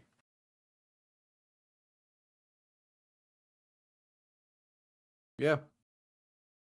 I mean, again, like the last time the Bears and Commanders played each other, it was a game that Chicago should have won. So the question is just like, did any of so it was just like Chicago, who the people expected to take a step up this year, going against the Commanders team that has been playing fine to begin this season, but there's still Jaden Daniels is still 2 weeks removed from that injury, and I'm pretty sure he's still playing with a brace on his leg. So he's going to be limited in what he can do.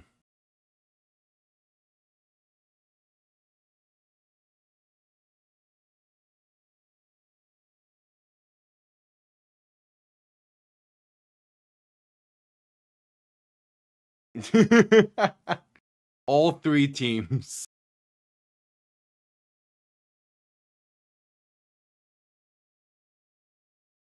All three teams are.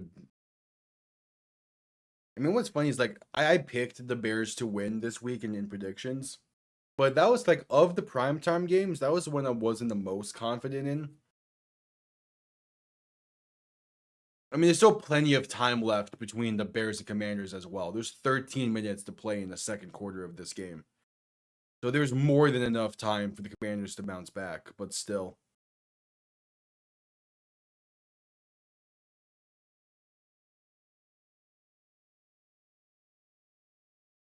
Oh yeah, the football gods heard you there.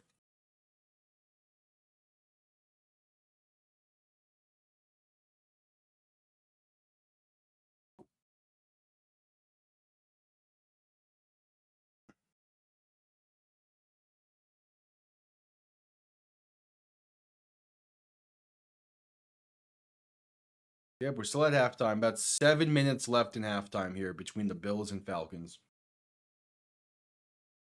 And for as much as I want to pull a Kevin Harlan and just call a little bit of this Bears Commanders game, nah. There'll be a time and place for that.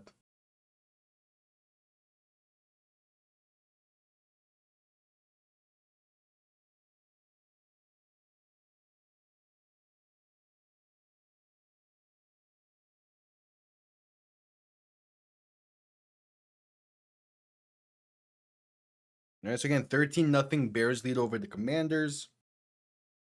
The Atlanta Hawks won in overtime over the Heat in the preseason, not finale, but close to it. Panthers down 2-1 over the Flyers. Who got the Panthers goal? Hey, it was Rhino. Cool. Still nothing between the Dodgers and Brewers into the fourth. Okay.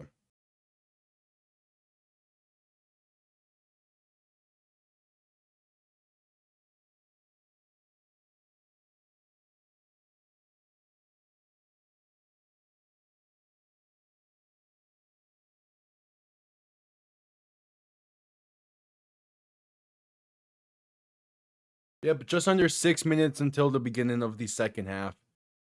Showing highlights from this past week, and yeah, Baker Mayfield and the Buccaneers, man. They are high flying at this point. They're playing some really good football.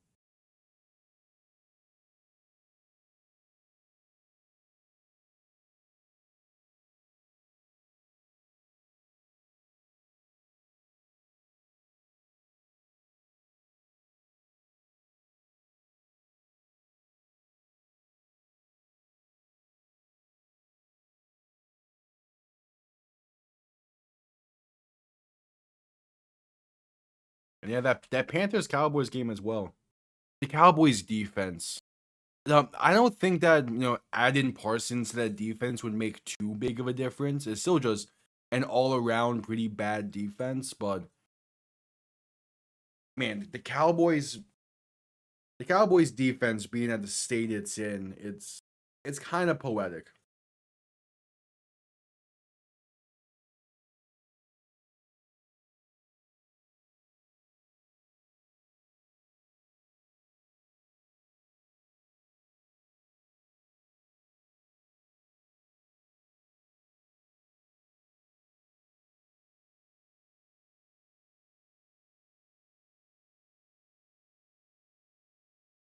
We have 4:15 remains until the start of the second half.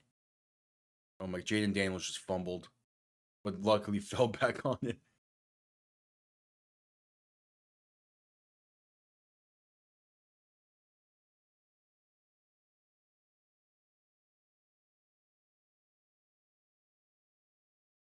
Yeah, Brian Branch suspended for a game. He's going to appeal that suspension. He's going to lose that appeal. Because that was a That was one of those incidents last night at the end of that game.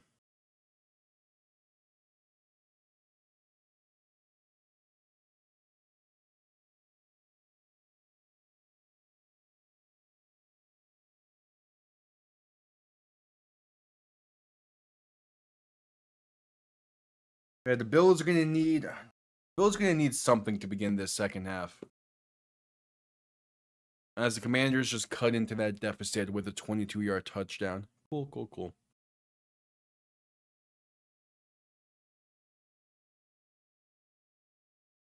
Yeah, I think the idea is as we get later on into the season and we have like, the playoff the playoff scenarios and all that, we might be seeing some dual streams and some dual calls. I was gonna plan it. My plan was to do that some last year, but just never was in a situation to really do it with matchups that I was interested in. Until the UFL rolled around and I was able to do UFL championship and Panthers Oilers game 5.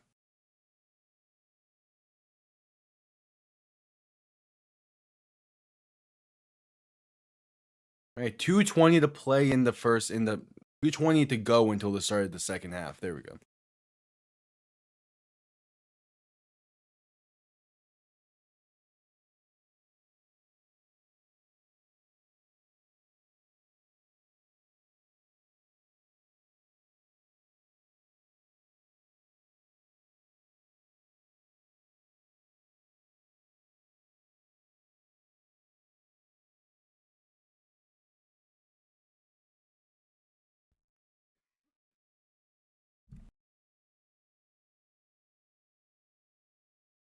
Yep, a minute 40 to go until the start of the second half.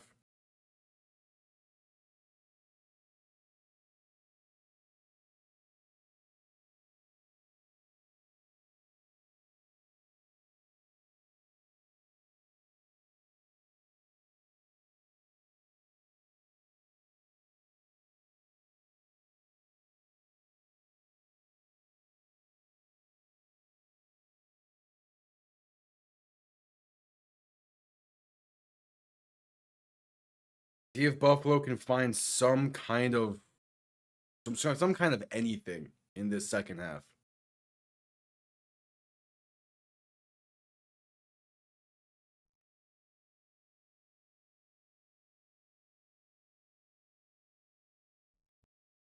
Just some kind of anything.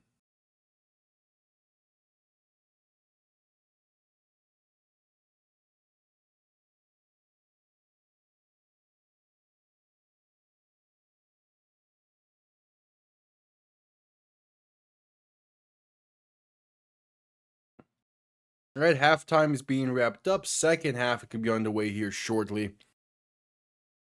As the Bills get ball to begin the second half.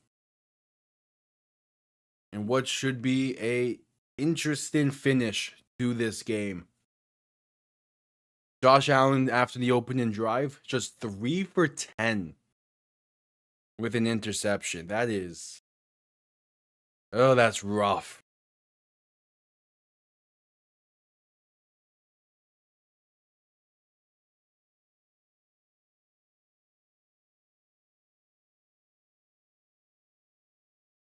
What was the halftime show here?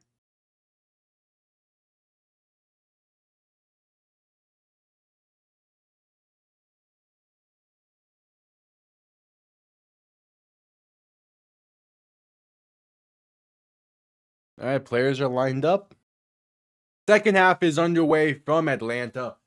Kickoff returns beginning from the 8, room past the 20, 25, and down to about the 26, maybe 27. The Bills will start from there.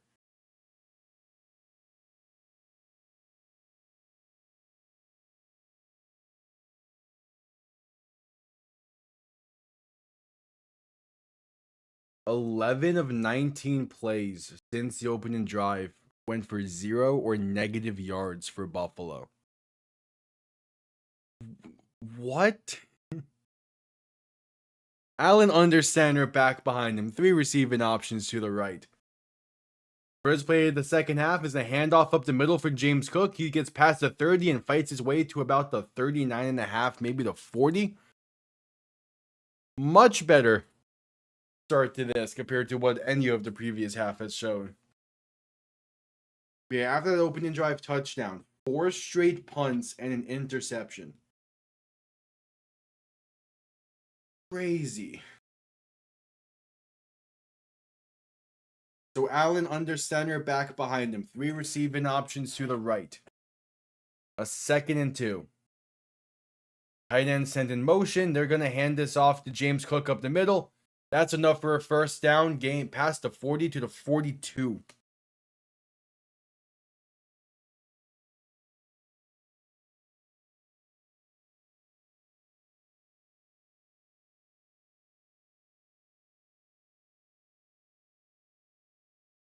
It's Buffalo. They'll still find a way to choke in the playoffs. But yeah, maybe. Get out all the yips now.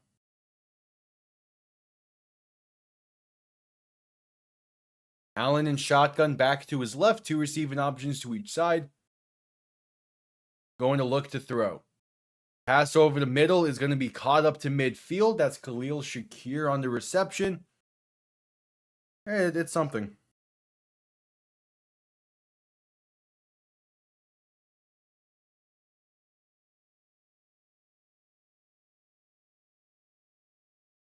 Yeah, just go shifting towards more so quick hitters and stuff that's like easy open targets for Allen.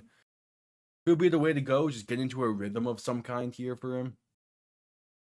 Under center, back behind him, 2 receiving options to each side. A give up the middle for James Cook, and that's a first down carry, a gain of 2, maybe 3. All right.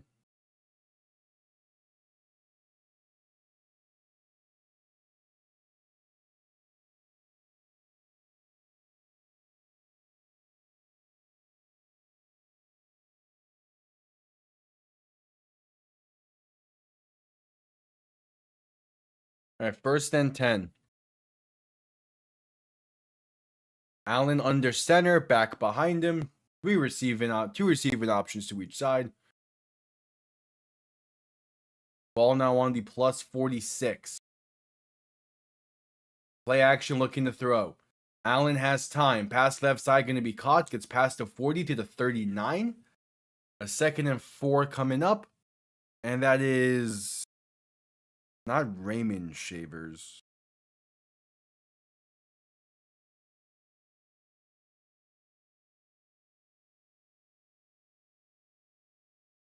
Up to roster. That was Tyrell Shavers on the reception.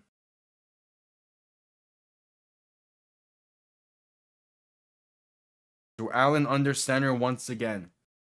3 receiving options to the right, a back behind him. 2nd and 3 from about the 38.5 yard line. Pass right side going to be caught, and that's up to the 35 for Ray Davis. Going to be enough for a first down.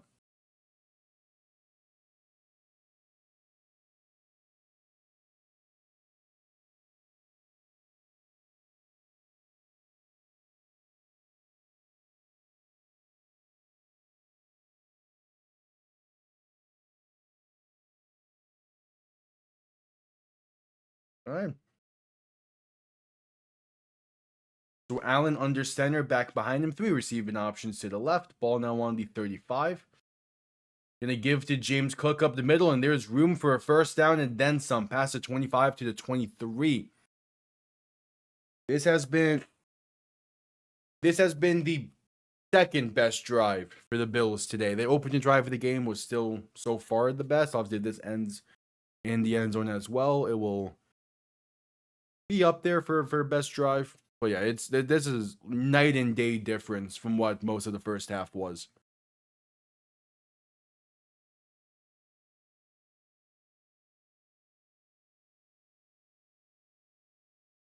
Allen under center, back behind him. 2 receiving options to each side. To give to James Cook once again. He gets inside the 20 to the 17.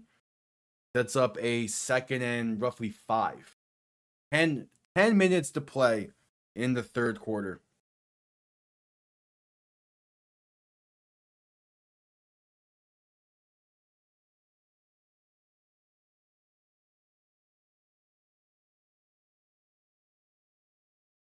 All right, so yeah, second and I believe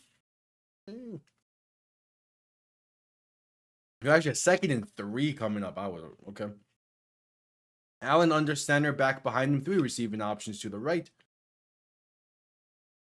Play action looking to throw, dump off in the flat is caught inside the 10, the 5, diving, he's in. Ray Davis gets the Bills back on the board with an opening drive touchdown, and that's how you begin the second half. 16 yards out, 9:23 to play in the third, and the Bills cut this deficit in half.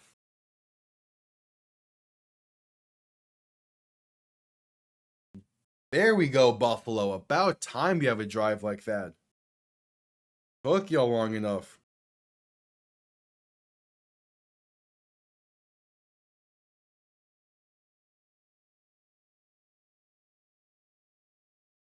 All right, the extra point is up, and it's a 7-point game. There we go. Jeez.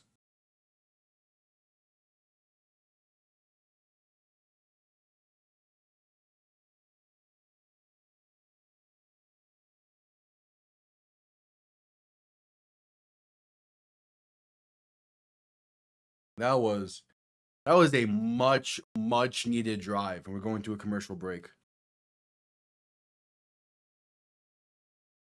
Like a much needed drive.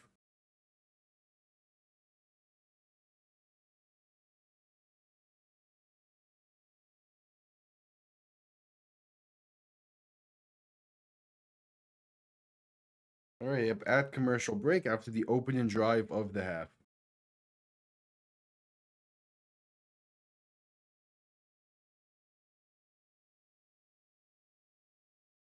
Just simply about time.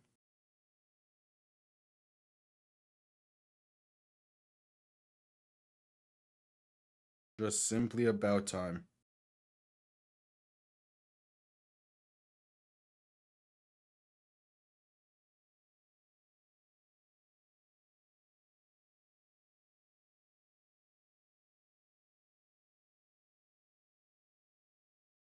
Let's see how Atlanta can respond to this. Their first half was fantastic offensively, moving the ball really well most of that half. See if they can continue it. The main thing is, can they continue running the ball to the effectiveness that they had in the first half? If they can, it's going to be a very tough hill to climb if you're Buffalo for the rest of the game.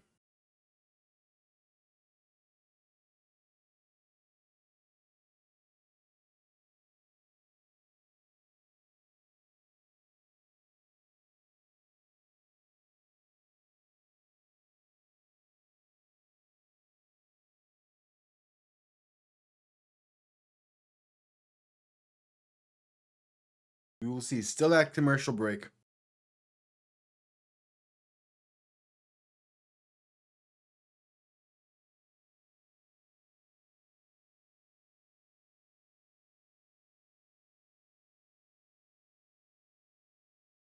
All right, we wait Buffalo to send this one down.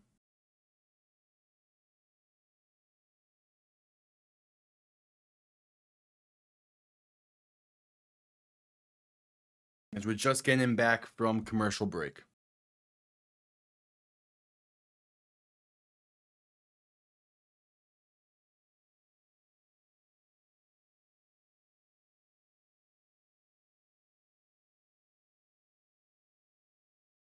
That was Reinhardt scored on a short-handed opportunity. Okay.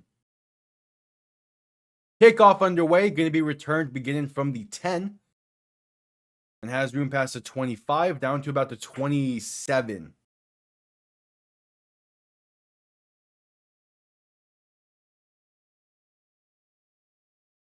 Let's see what Atlanta can do to match that opening drive of Buffalo.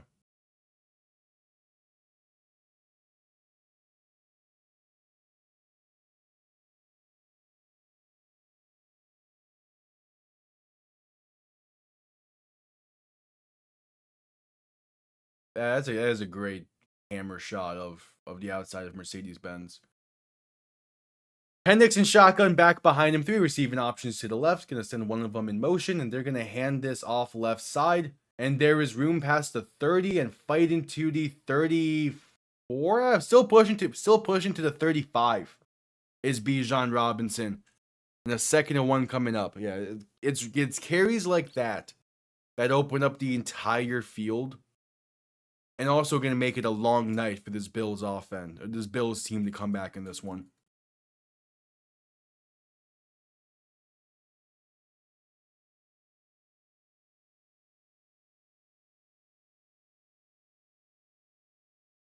So Penix in shotgun, back behind him, 3 receivers to the right. Man in motion right to left. They're going to hand this off once again up the middle. And that's enough for a first down. A gain of about 3 for Bijan Robinson. Yeah, they're going to be focusing in on this ground game the rest of the way.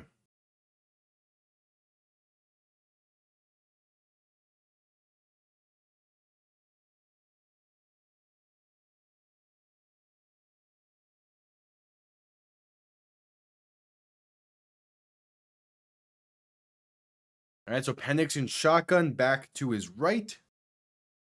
Motioning someone into the backfield behind him. Play action, looking to throw. Has some time, but going to get sacked. That's a massive one. Back near, what's that, the 25, maybe the 20?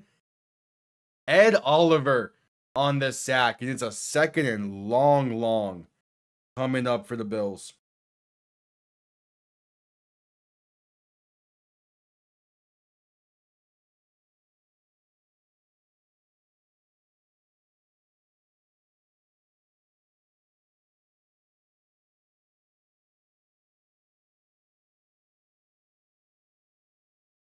Oh, that's funny. My time was not showing up properly. 2nd and 23. Penix and shotgun back behind him. Quick throw right side, going to be caught. And that's Kyle Pitts for a screen. Going to get about those yards right back from the previous play. So a 3rd and 11 coming up.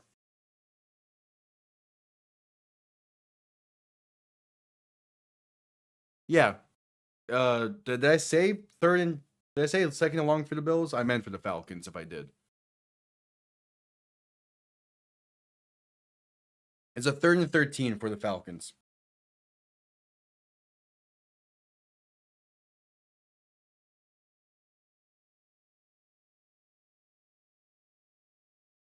Penix in shotgun, back to his right. 3 receivers to the left. Going to look to throw. Has some time. Deep shot right side is going to be off the mark and incomplete. Looking for Drake London. Penalty marker down. Yeah, that's my bad then if I did.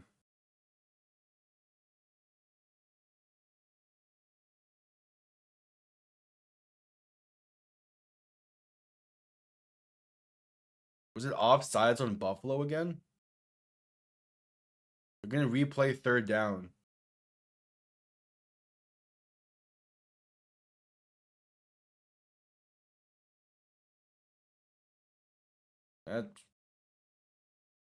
Okay, no, I guess they picked up the penalty. I don't know what that was. A 4th and 13 coming up for the Falcons. They're going to send this one down.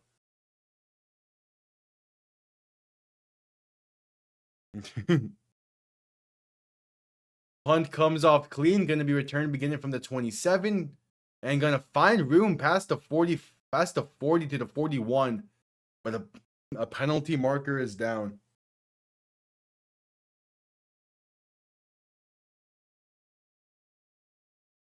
All right, what's the penalty? Then should be going to commercial break after this.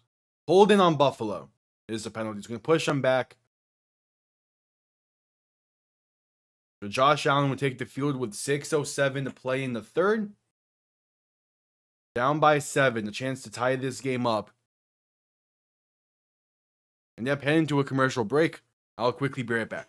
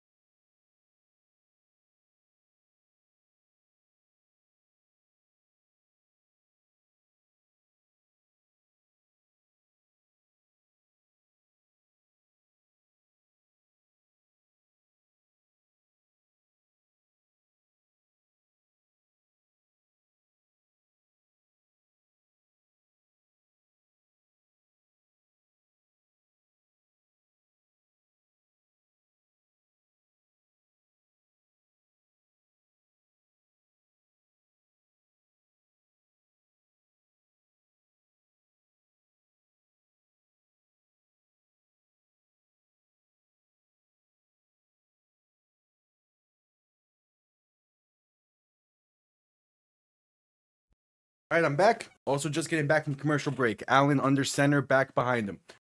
3 receiving options to the right. Going to hand this off up the middle for James Cook. Going to get past the 25 and down to the 29.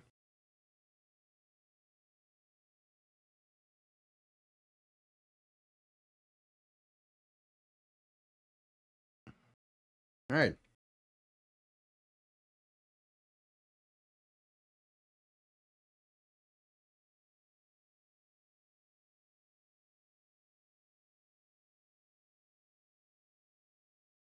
Second and 1. Allen under center, back behind him. 5.5 to play in the third. Tight end send in motion. They're going to give this to Cook once again. He's going to fall forward to roughly the first down. Might be just shy.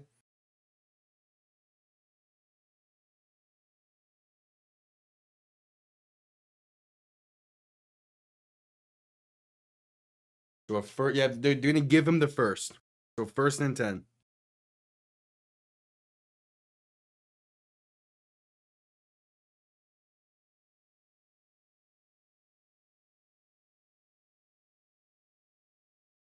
Allen under center once again. Back and fullback behind him. Play action looking to throw. Pressure coming. Avoids one would-be sack. Breaks off a second. Somehow gets that ball out, but going to be incomplete. Penalty marker down. Deep into the secondary. This is going to be on Atlanta most likely. Yep, defensive holding on the Falcons. An automatic first down for the Bills after that.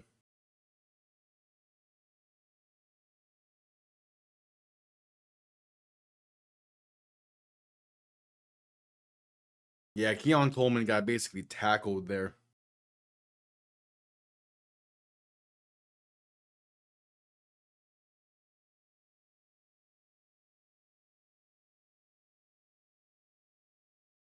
All right, so Allen under center, back behind him. 3 receiving options to the right. The give to James Cook up the middle is going to get about 5 or 6.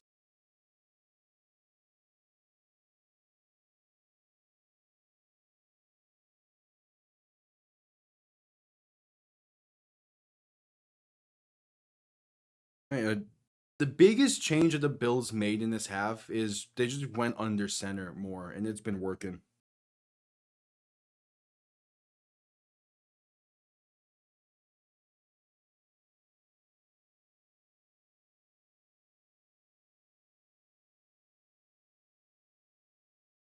So Allen under center, going to hand this off once again to James Cook. He's going to get tripped up and brought down at the line of scrimmage. A 3rd and 4 coming up. Under 4 minutes to play in the quarter. There you go. The Panthers tied things up against the Flyers. It's Benny. Sam Bennett with assists from Rhino and Marchand. There we go, baby. I still need to find a way to watch those games properly, but that'll happen eventually. Allen in shotgun back to his left. 3 receivers to the left as well. 3rd and 4. Man in motion left to right. Looking to throw. Has some time. Rolling to his right. Passing over the middle is incomplete. Well off the mark. And the Bills will have to punt. The second they... Oh, is a penalty marker down now? Defensive holding on the Falcons. Gonna keep the Bills drive alive. I don't need to see the replay on that. This pressure got there quick.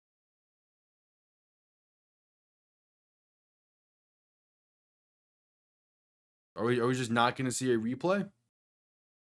There we go. They called it on this left side. Yeah. So Allen under center.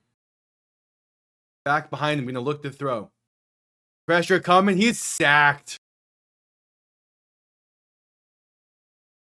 Sacked back near the 36.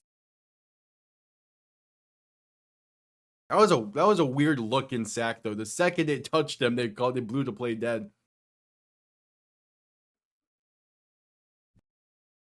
I mean, like, yeah, he's clearly sacked and forward progress stopped, but that timing looked off. All right, 2nd and 18. 2:40 to play in the third. In shotgun, back to his right, 3 receivers to the left. Ball on the 38, looking to throw. Quick pass left side, going to be caught. Pass to 45 and down to the 42. That's Khalil Shakir on the reception.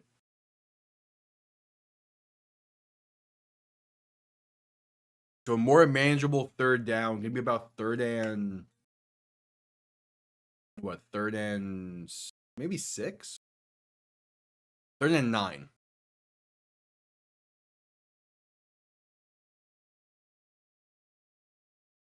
So a 3rd and 9. Allen in shotgun, back to his right. 2 receivers to each side. Making adjustments at the line as the play clock is winding. Under 10 seconds.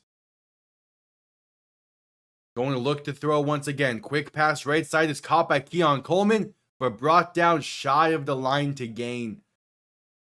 Gets to the 46, needed the 44. And with a minute and a half to play in the third quarter, of 4th and 2, the Bills will most likely keep the offense on the field to at least try and get the Falcons to jump.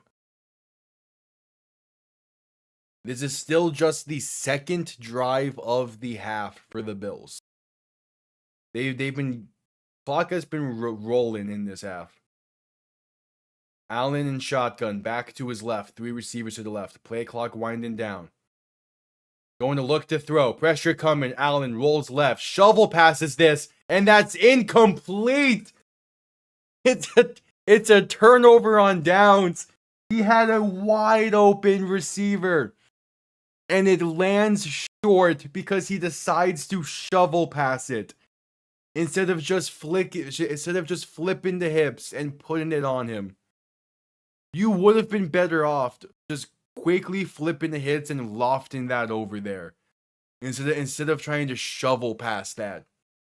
But instead, the Falcons defense makes a stand. And they'll get the ball back with a minute to play in the quarter.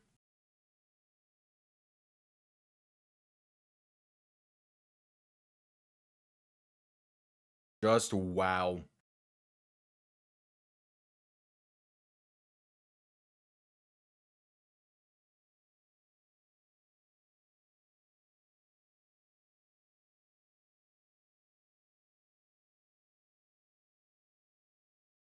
Just a bad mistake.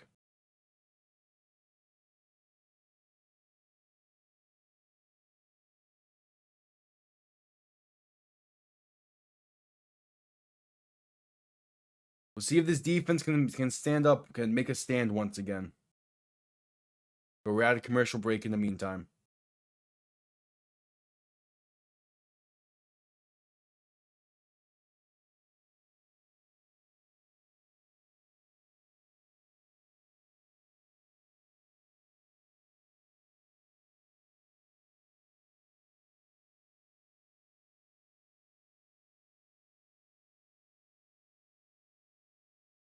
We will see.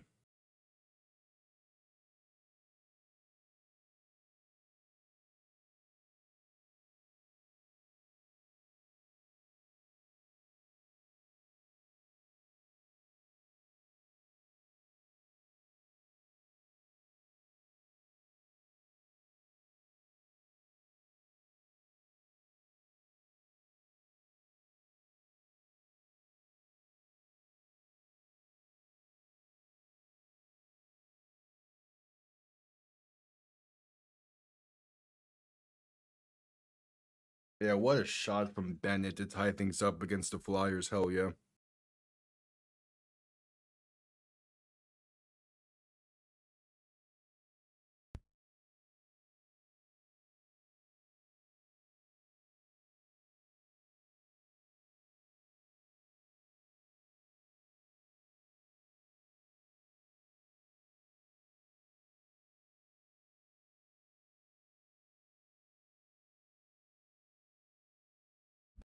All right, just coming back from commercial break. Penix in shotgun. Back behind him. Gonna hand this off to Bijan Robinson right side. And there's Rue.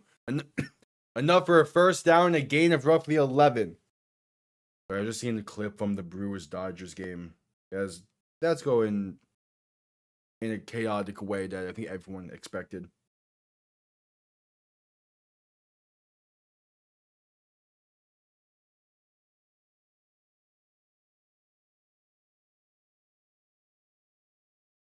Yeah, there's that replay of the fourth down try from Buffalo, and it's just Allen trying to do too much and get too fancy with it. Penix and shotgun back behind him, 3 receiving options to the left. Man in motion left to right, and they're going to give this to Robinson once again, but he's going to lose about 3. And that'll be the end of the third quarter. 15 minutes to play. Falcons up by 7 with ball in plus territory. And what was a really high-flying first half has turned into a more mellowed out second. Only 1 scoring drive out of the 3 full drives we have gotten so far. That's the end of the third quarter. The Falcons looking to hang on and try and get a massive win over Buffalo.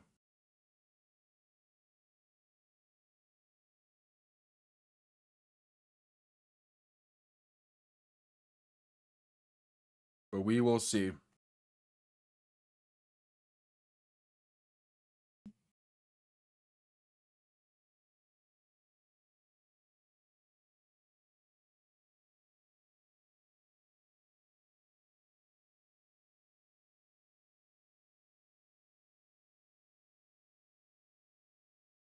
Yep, at commercial break.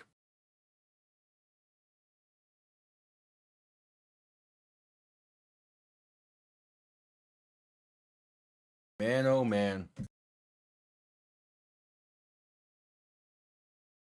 Part of me wants to say all Atlanta needs is 1 more score.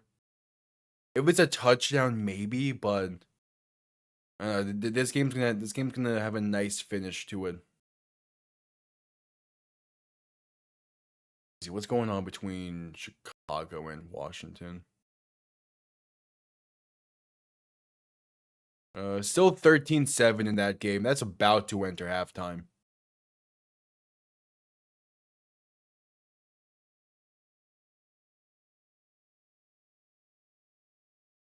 And then the Dodgers got a 1-point lead over the Brewers now. Okay.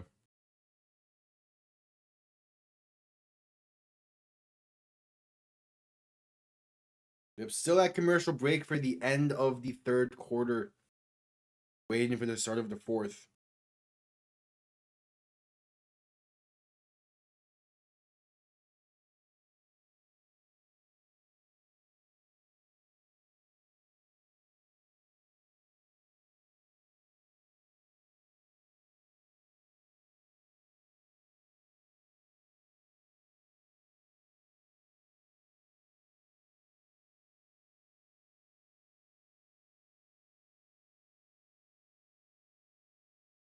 All right, just coming back from commercial break.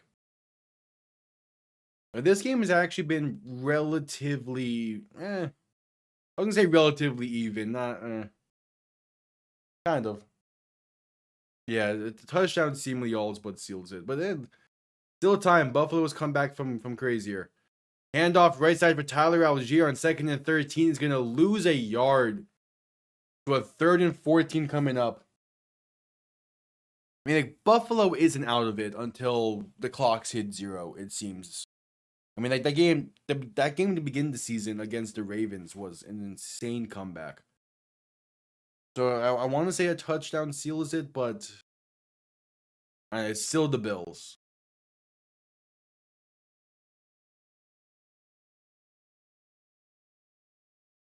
Penix in shotgun, a tight end in the backfield to his right. 3 receivers to the left. Sending the man in motion as Penix will look to throw. Pressure coming. Pass over the middle is a dangerous one and incomplete. A late penalty comes in here. And this will probably be against Buffalo. Yeah, exactly. That week 1 game was great. But we'll see. I mean, Buffalo has not looked like the same team since that game, at least offensively. Especially in comparing tonight's performance to that week 1 performance. Yeah, pass interference on Buffalo is the call. Doesn't it keep this Falcons drive alive? 1st and 10.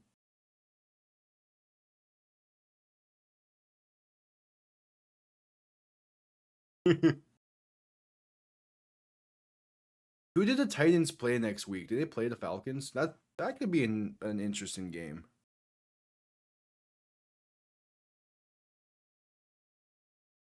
Bills' defense has been relatively awful all season. It's their run defense. That's terrible. They're a bottom 5 run defense in the league.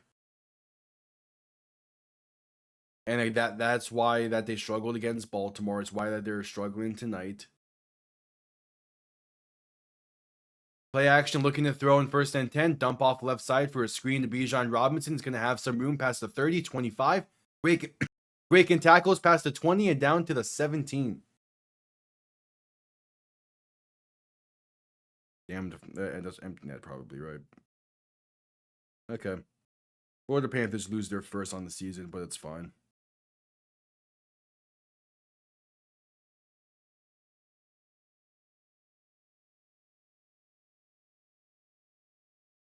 Well, their secondary also got banged up throughout the day. I mean, they lost Terrell Bernard, they lost Christian Benford. It's a banged up secondary right now, so I'm not too surprised by it.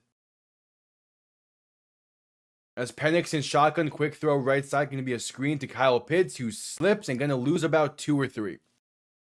And also, when the run game is when you can't stop the run, you're forcing yourselves to play up in the box a bit more, and your safeties have to come down and try and stop the run, and that leaves things open in the back end for the passing game. Ooh, that could be an interesting one. Patriots have been looking really good this year, but that could be interesting. All right, there's no 4 o'clock games that really stand out to me though. Okay. Obviously, as the week progresses, I might change my mind on that. Penix looking to throw in 2nd and 12. Pressure coming, pass right side is tipped at the line and incomplete.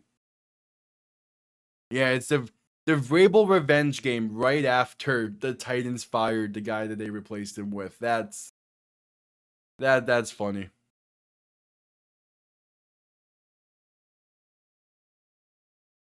It would have. I think they had to. They couldn't allow him to get out coached by Vrabel.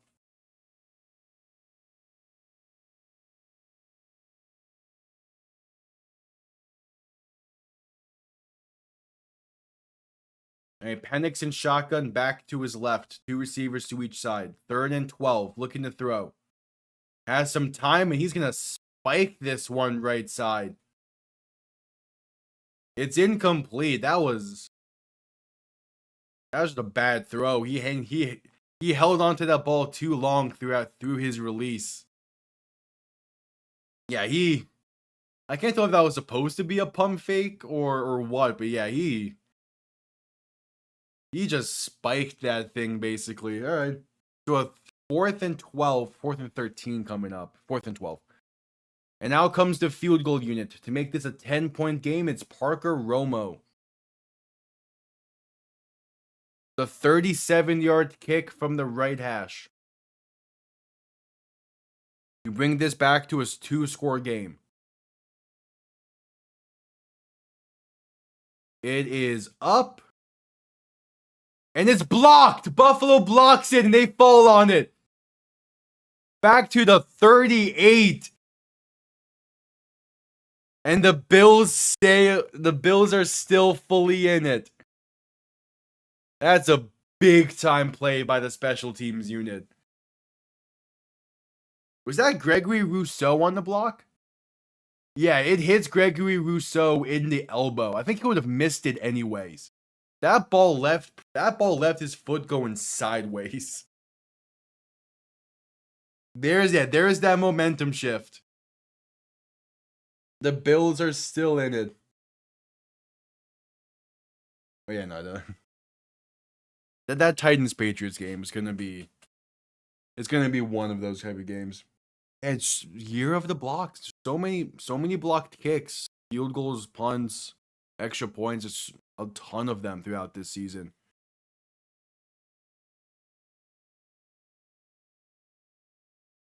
Wait, KFC is selling a $4 chicken sandwich.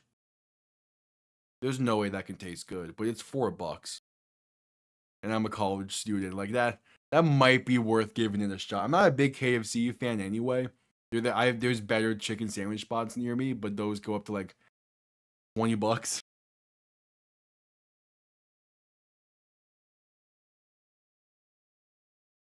Well, it's the beat up kicker balls are, I wouldn't say necessarily bad, because the blocked kicks were gonna happen if the kicker balls were beat up or not anyway. That's not the thing with them. But the beat up kicker balls, it's allowing the kicks to go further. It's just teams are timing these blocks really well. Yeah, we're at commercial break.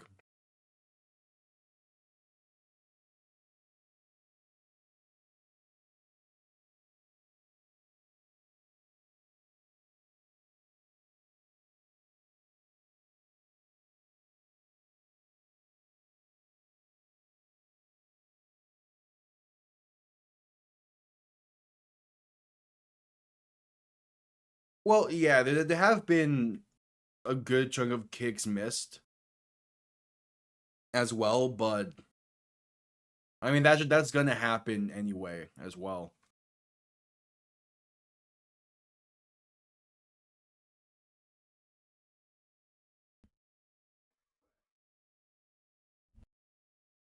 But it's that's the part that's gonna differentiate like the really good kickers and these solid ones. Is how consistent can they be? That's always been the case. Yeah, I mean like that. Evan McPherson it was iced, but he hit from 67 yesterday. Like kickers are fine. Allen under center gonna toss this left side. Has room past the 40, fighting his way to the 30, no, to the 43, maybe 44. That's Ty Johnson on the carry, and here's a replay of the blocked kick once again.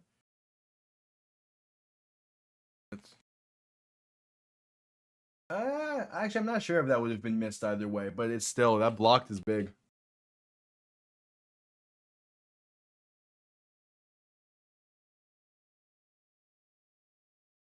Yeah, but like most of these blocks we're seeing are from the interior of these rush units, and then that's the part where you can't really die slowly the same way you can on the outside. Hand off to James Cook up the middle. It's going to get about 4 on second down. Will be a 3rd and 2.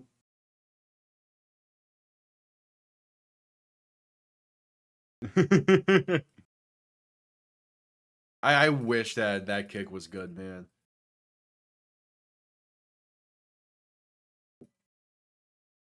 But also, if the kicking record is going to get broken this year, or broken at all, I want to be live for that game. So I'm kind of hoping it's like a Lions game.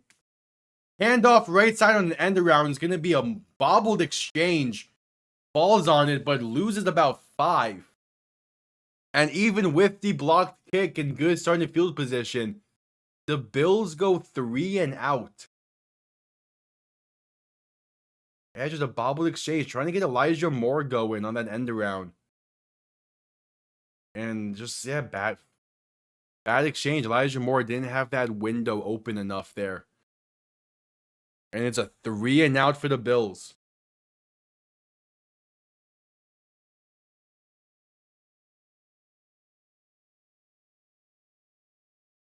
All right, so the punt is going to come off clean.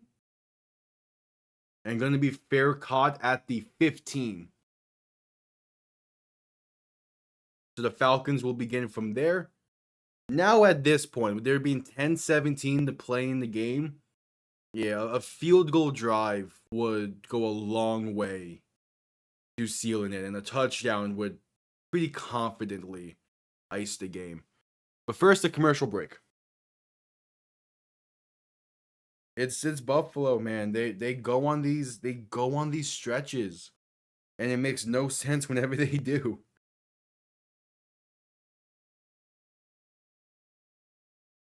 It's one of those things where like they played bad these past 2 weeks. They're gonna end up going on a massive stretch leading into the playoffs. Allen will be firmly in MVP conversations again. They're going to be talked about as the best team in the league and in the AFC. And then they're going to play like the Colts in the divisional round in Buffalo. And they're going to lose by like 4. Is that because that's just the Bills?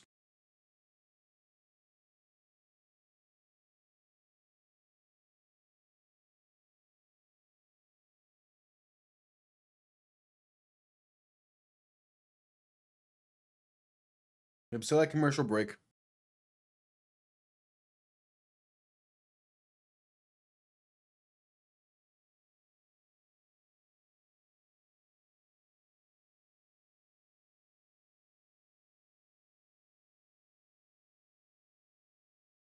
I think JSN would be a good front runner for Offensive Player of the Year. I'm not sure who would be. I mean, I think Baker Mayfield probably has a good case for MVP at the moment. I know Allen is the current favorite though, which just doesn't make sense to me.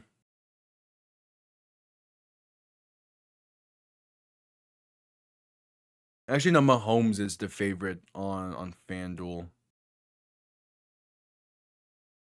Okay. Which also that makes even less sense, but whatever.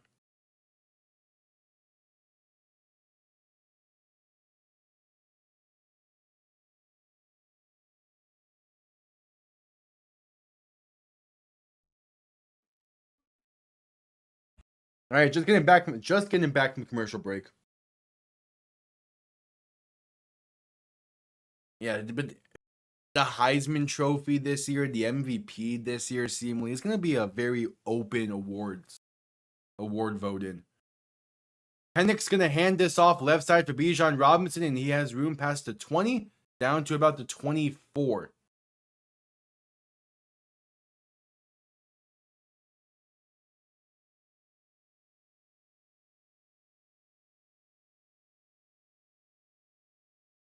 Oh yeah, Mahomes has been I think Mahomes was your leading rusher against Jacksonville. That's what it was. But yeah, he has a case for the MVP, but I just don't think the Chiefs are good enough to have an MVP.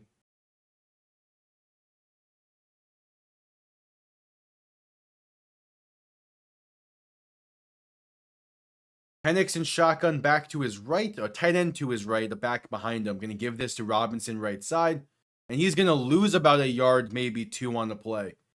So under 9.5 to go in the game, it's a 3rd and 3 coming up. And the Falcons are getting to the point where they're playing with their food. You need to get a scoring drive here soon, preferably on this drive. You can't let the Bills hang around too much.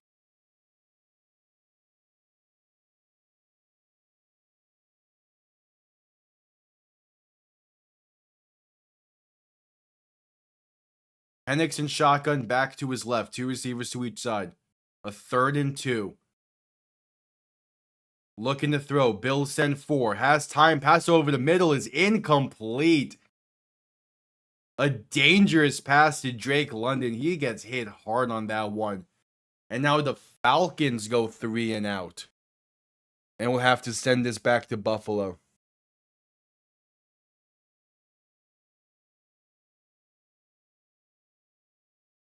Yeah, those definitely do make sense. It's really hard for a non-quarterback to win MVP.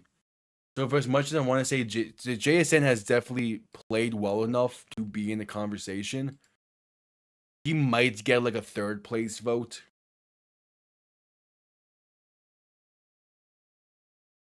Hunt comes off clean, going to be returned beginning from the 25, and has room past the 30 to about the 33. Now for Offensive Player of the Year, I think JSN is a near lock for that at this point in the season.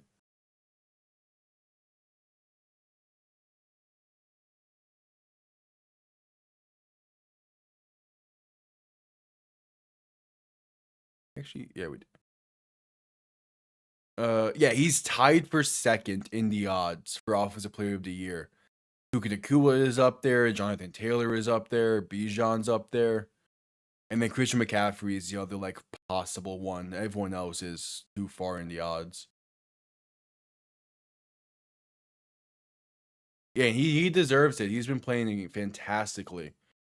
That's just how NFL voting works, though. MVP is a QB award at this point.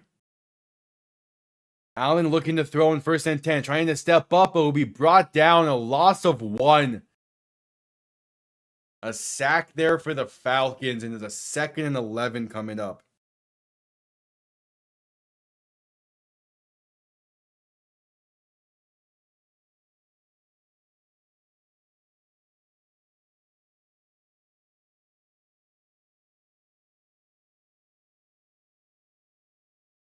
This ain't got back to the line, but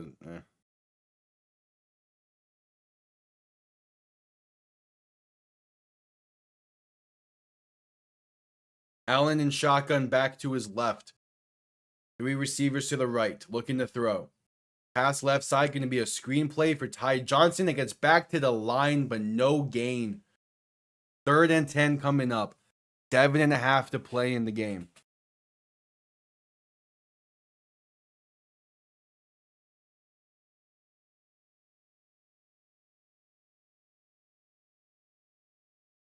Big time 3rd down here.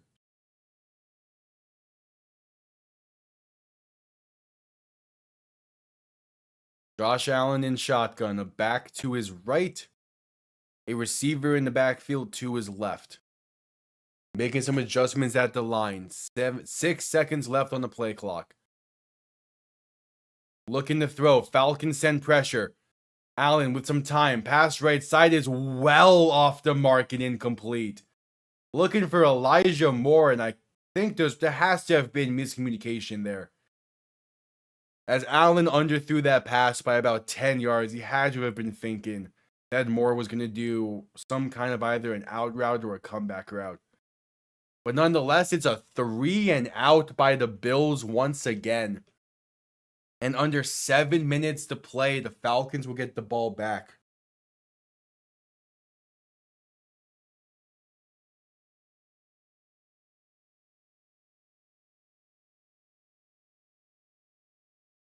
Punt comes off clean. Return begins at the 17. Up past the 20, 25, and down to the 27.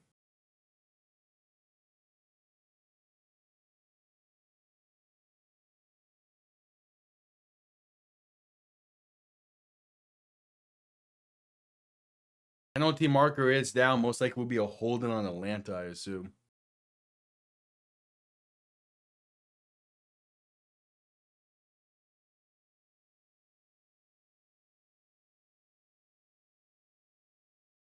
They might have picked it up. By the way, heading to a commercial break.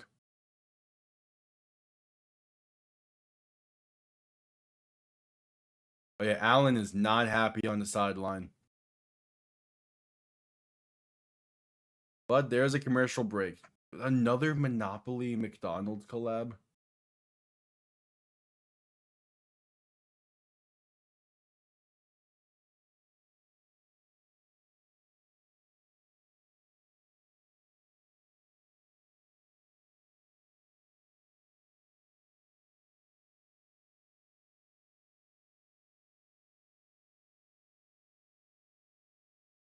Yep, at commercial break. This is a big drive coming up for the Falcons.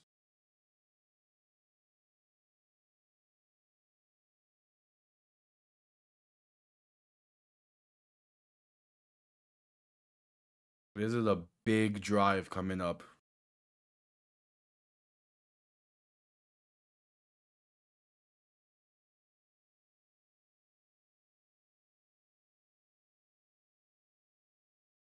We'll see. I mean, a score pretty much puts this game away. And they're going to have some okay starting field position.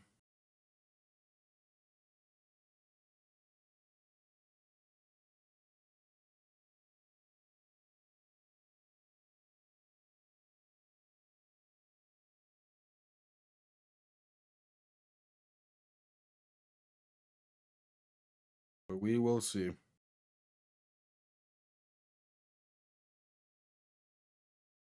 Still at commercial break.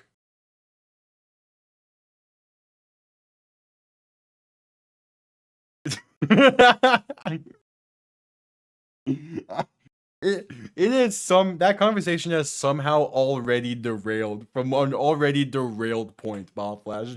Don't worry about it.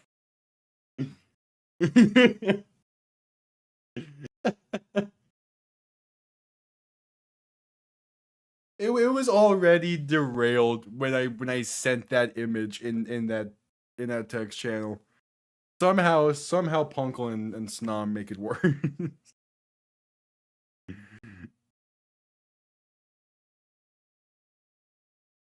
Just coming back from commercial break.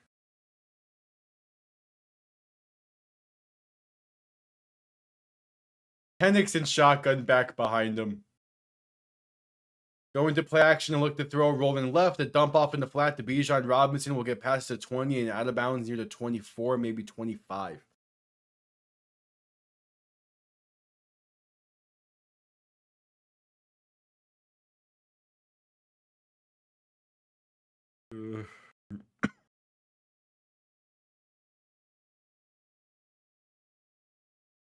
All right, a 2nd and 2, gain of 8 on the previous play. Penix and shotgun. A back to his left and a back behind him, sending the back in motion towards the right as they give this to Tyler Algier left side. That's enough for a first down, a gain of 4.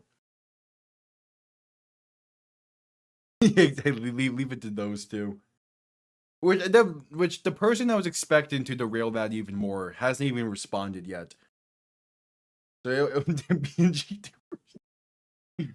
yeah. Yeah, the derailing conversations are hilarious.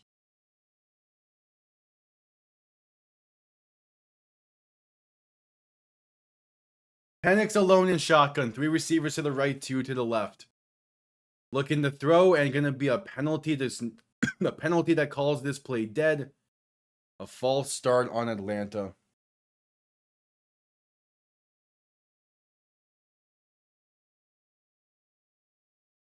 God damn it, Ball Flash, but you're not wrong.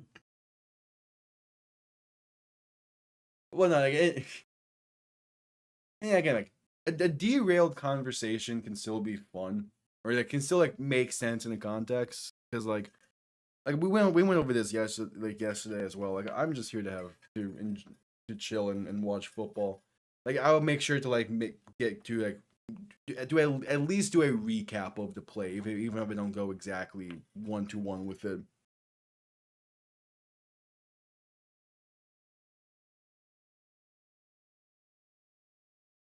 Penix and shotgun back behind him. 3 receivers to the right, looking to throw. Dump off right side. A screen to Tyler Algier.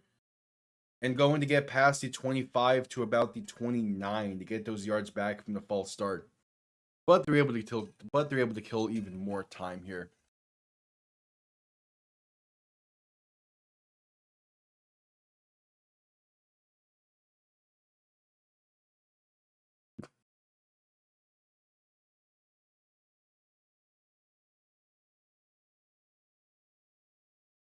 I love sometimes when I can't type.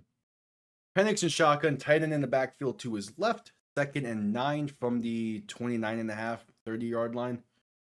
Going to look to throw. Pressure coming, pass right side is a wide open Bijan Robinson. Pass midfield to the 48. Joey Bosa gets home, but not quick enough.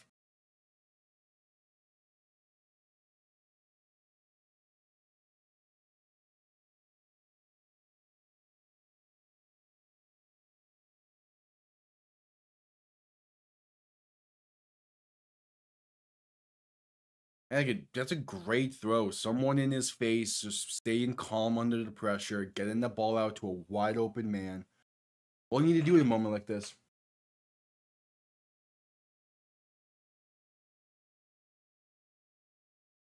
Live chat replay should be available. It's just YouTube is annoying with it. Quick dump off left side, can gain about 2.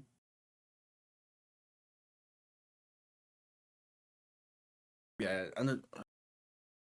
because like if you're on mobile and looking for like the live chat, you need to like swipe the comment section of it to get to live chat replay. I think pretty sure on PC it's a little bit more streamlined, but yeah, the live chat replay should still be there.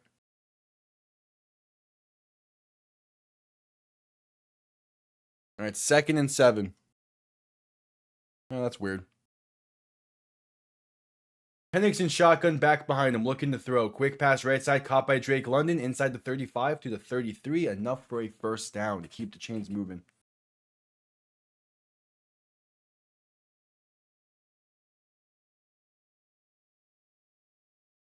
Oh, yeah, I downloaded Instagram once. I would never post it on there, but I downloaded it once because maybe opened it twice. Yeah, that's a dead.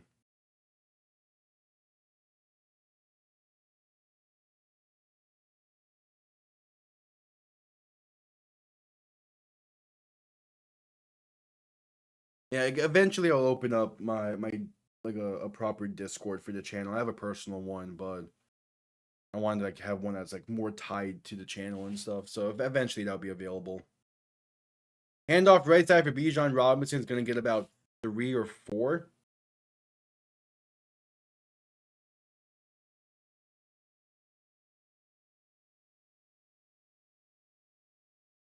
$170 yards rushing on the night for Bijan Robinson on only 19 carries.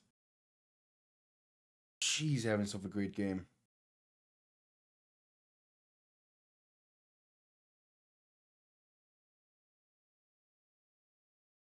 Penix and shotgun back behind him. 3 receivers to the left. Going to hand this off right side as Tyler Algier.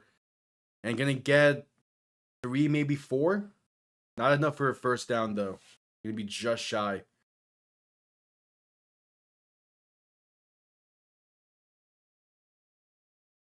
All right, a 3rd and 1.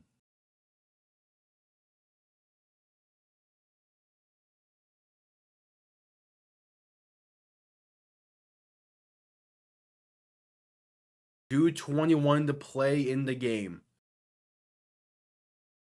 Big time 3rd down here. Are they reviewing this? Oh, wait, did he get it actually? That second effort. Yeah, no, he got the first down. All right, so after review, they gave him the first.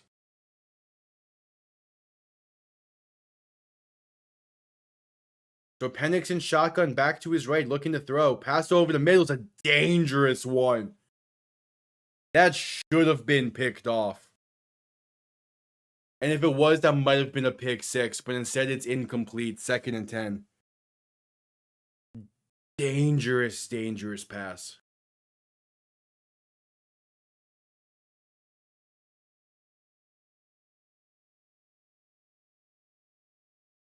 Yeah, no, they're looking for Drake London over the middle. Oh, that should have been picked off.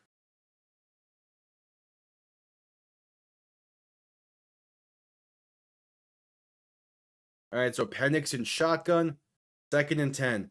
Handoff left side for Tyler Algier. As long as you stay in bounds, you're good. He's going to get past the 15 and stumbling forward to the 14. Just shy of the first down, but that's going to bring us to the 2-minute warning and a 3rd and 1 coming up.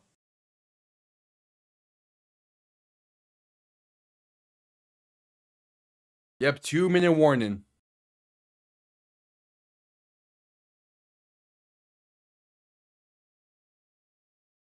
Two minutes to play what has been a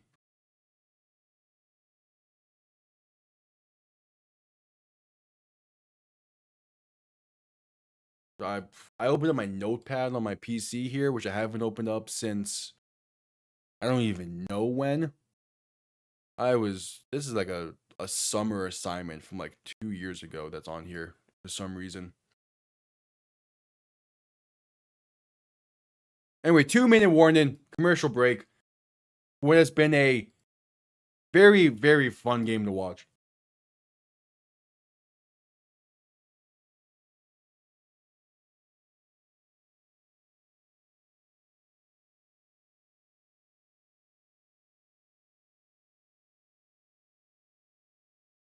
Yep, at commercial break.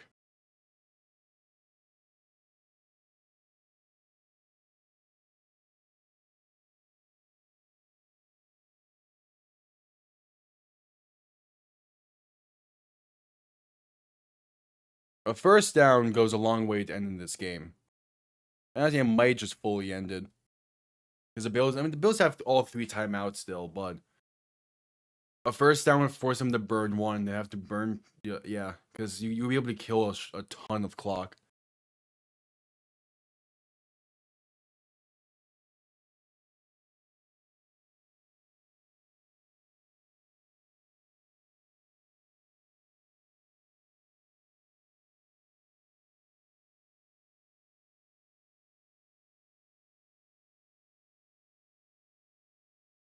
Yep, still at commercial break.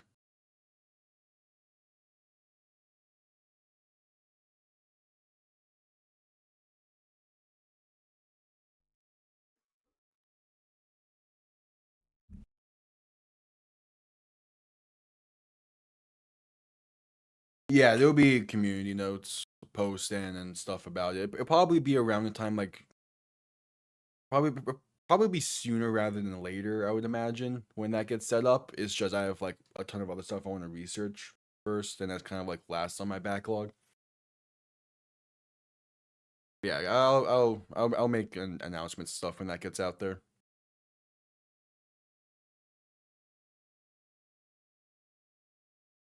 Penix and shotgun back behind him, 2 receiving options to each side. 3rd and 1. And they get the Bills to jump. But if I'm the Falcons, I decline this.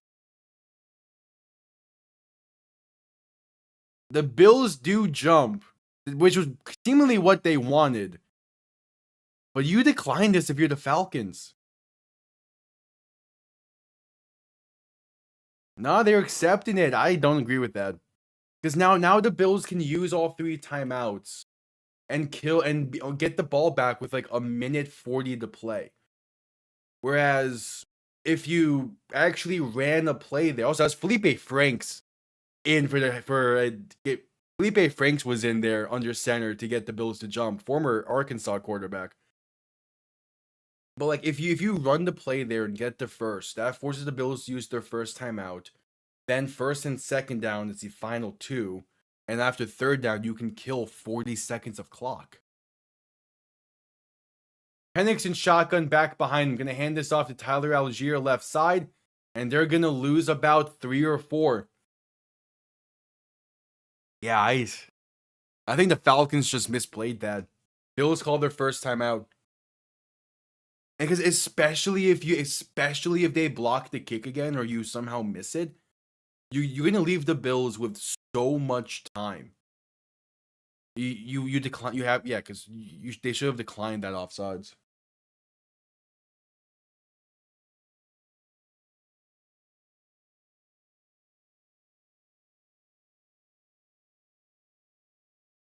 That's I don't think that would lose them the game, but definitely is a questionable decision.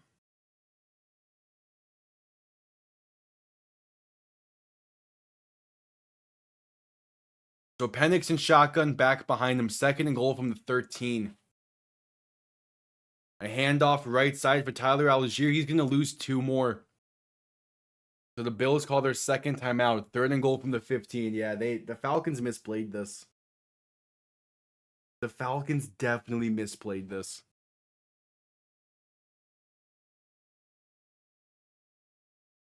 That's yep, true that.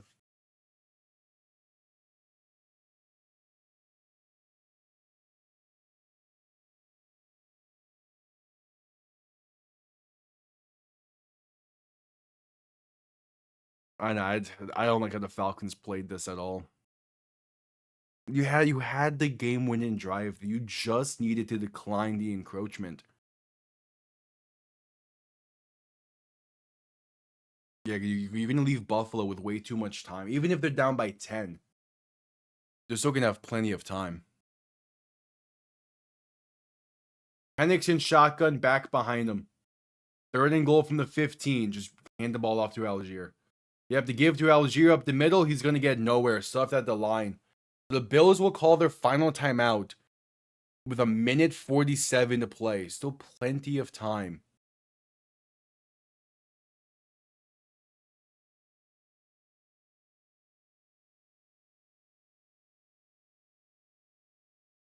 Flash, what's the context behind that GIF you just sent me?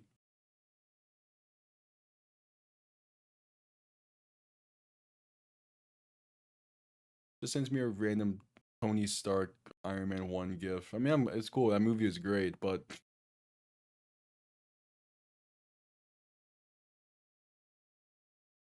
the message above.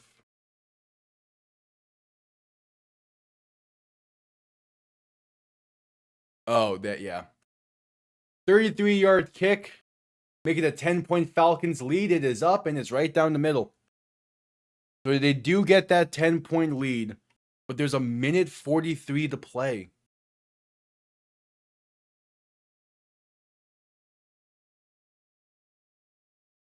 And the Bills have the time. They're still gonna need a miracle, but they have the time.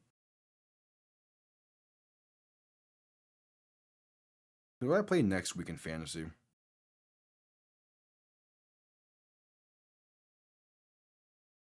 Where I play Benito. Oh, but yeah, he doesn't change his lineup much, and Josh Allen has a bye next week. I should be fine.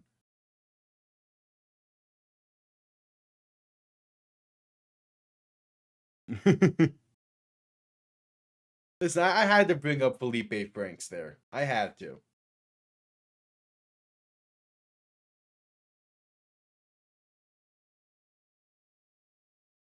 He made a good play for the Falcons. And he made that switch to tight end. Is not an easy switch. Just ask Tim Tebow.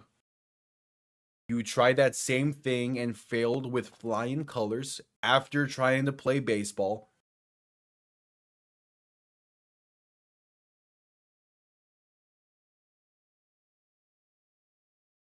Which could you imagine if Tim Tebow was a successful baseball player and was on the Mets this season alongside Pete Alonso, Juan Soto, Edwin Diaz? Kickoff underway, going to be returned beginning from inside the 10, up past the 25 into the 29.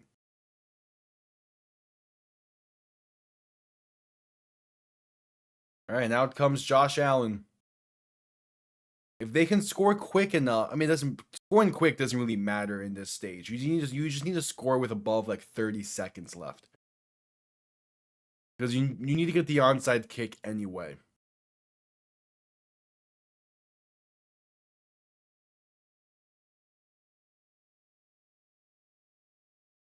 All right, so Allen in shotgun, back to his right, 2 receivers to each side. There's still technically a chance. Tight end motion into the backfield to his left, looking to throw. Falcons send 5. Allen, deep shot, right side, is incomplete. Looking for Tyrell Shavers, but great coverage, and it's a 2nd and 10. I mean, true. But still, just the fact that Tebow tried to play baseball is funny to me. And it's the fact that he tried baseball before trying the NFL again. Allen looking to throw in 2nd and 10. Quick pass left side to get a hook and ladder going. Ty Johnson gets a first down and out of bounds after a gain of 11. A successful hook and ladder for the Bills, as they're looking for some kind of a miracle here.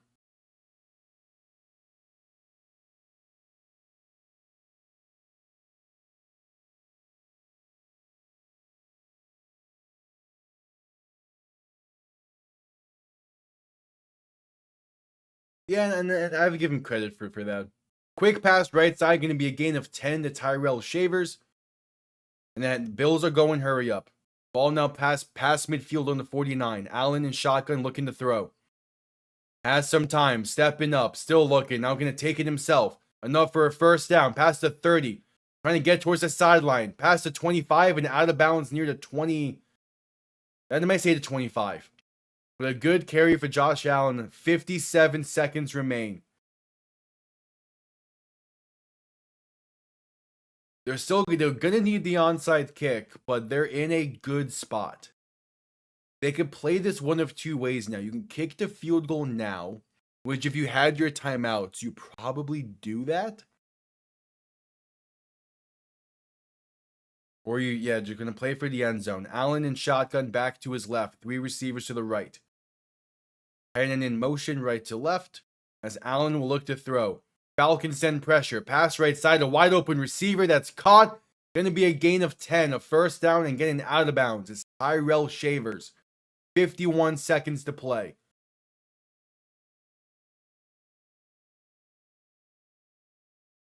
Yes. Yes, he did. Because that's T-Fox for you.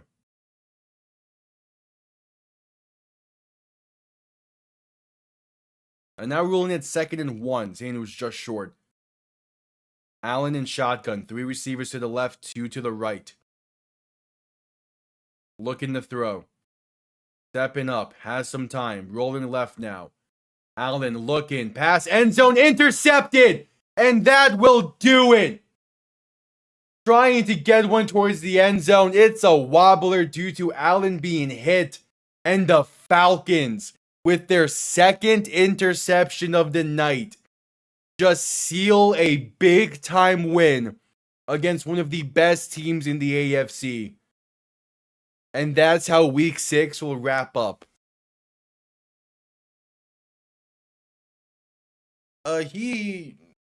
He shows up occasionally. The thing is, he has like clubs and stuff that run pretty late, and he has like like side stuff he does.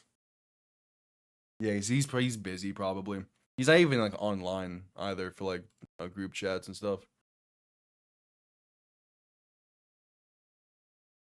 Well, and not after that, maybe not, but there's the knee down. The Atlanta Falcons just put a massive wrench in the power rankings. That's a great win for the Falcons. Like an actually great win.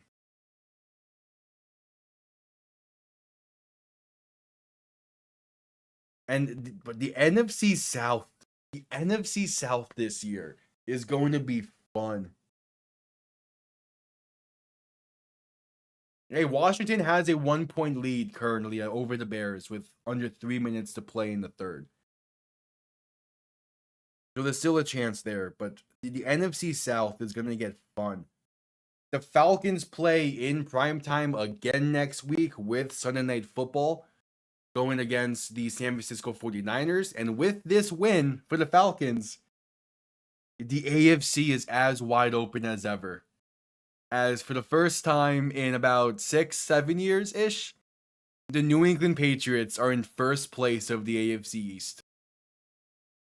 I am in hell. At least the Jets are bad. At least the Jets are terrible. But what do you mean the Patriots are in first place of the East right now? Come on. Yeah, because of the win last week, the Patriots have the tiebreaker over Buffalo, and they're both 4-2. So the Patriots are in first place of the AFC East through 6 weeks. And they play the Titans. Well, I have power rankings to go figure out and to work on. I appreciate everyone stopping by, everyone who tuned in. I will be live again Thursday. Power rankings tomorrow. Predictions on Wednesday. Thursday Night Football. I might try and get a video out Friday about the Philadelphia Eagles. I'll see kind of how my schedule unfolds. You have quite a bit of assignments to do, but we'll see. But thank you all for tuning in. Appreciate everyone stopping by. See you all next time. Have yourselves a damn good one. Peace.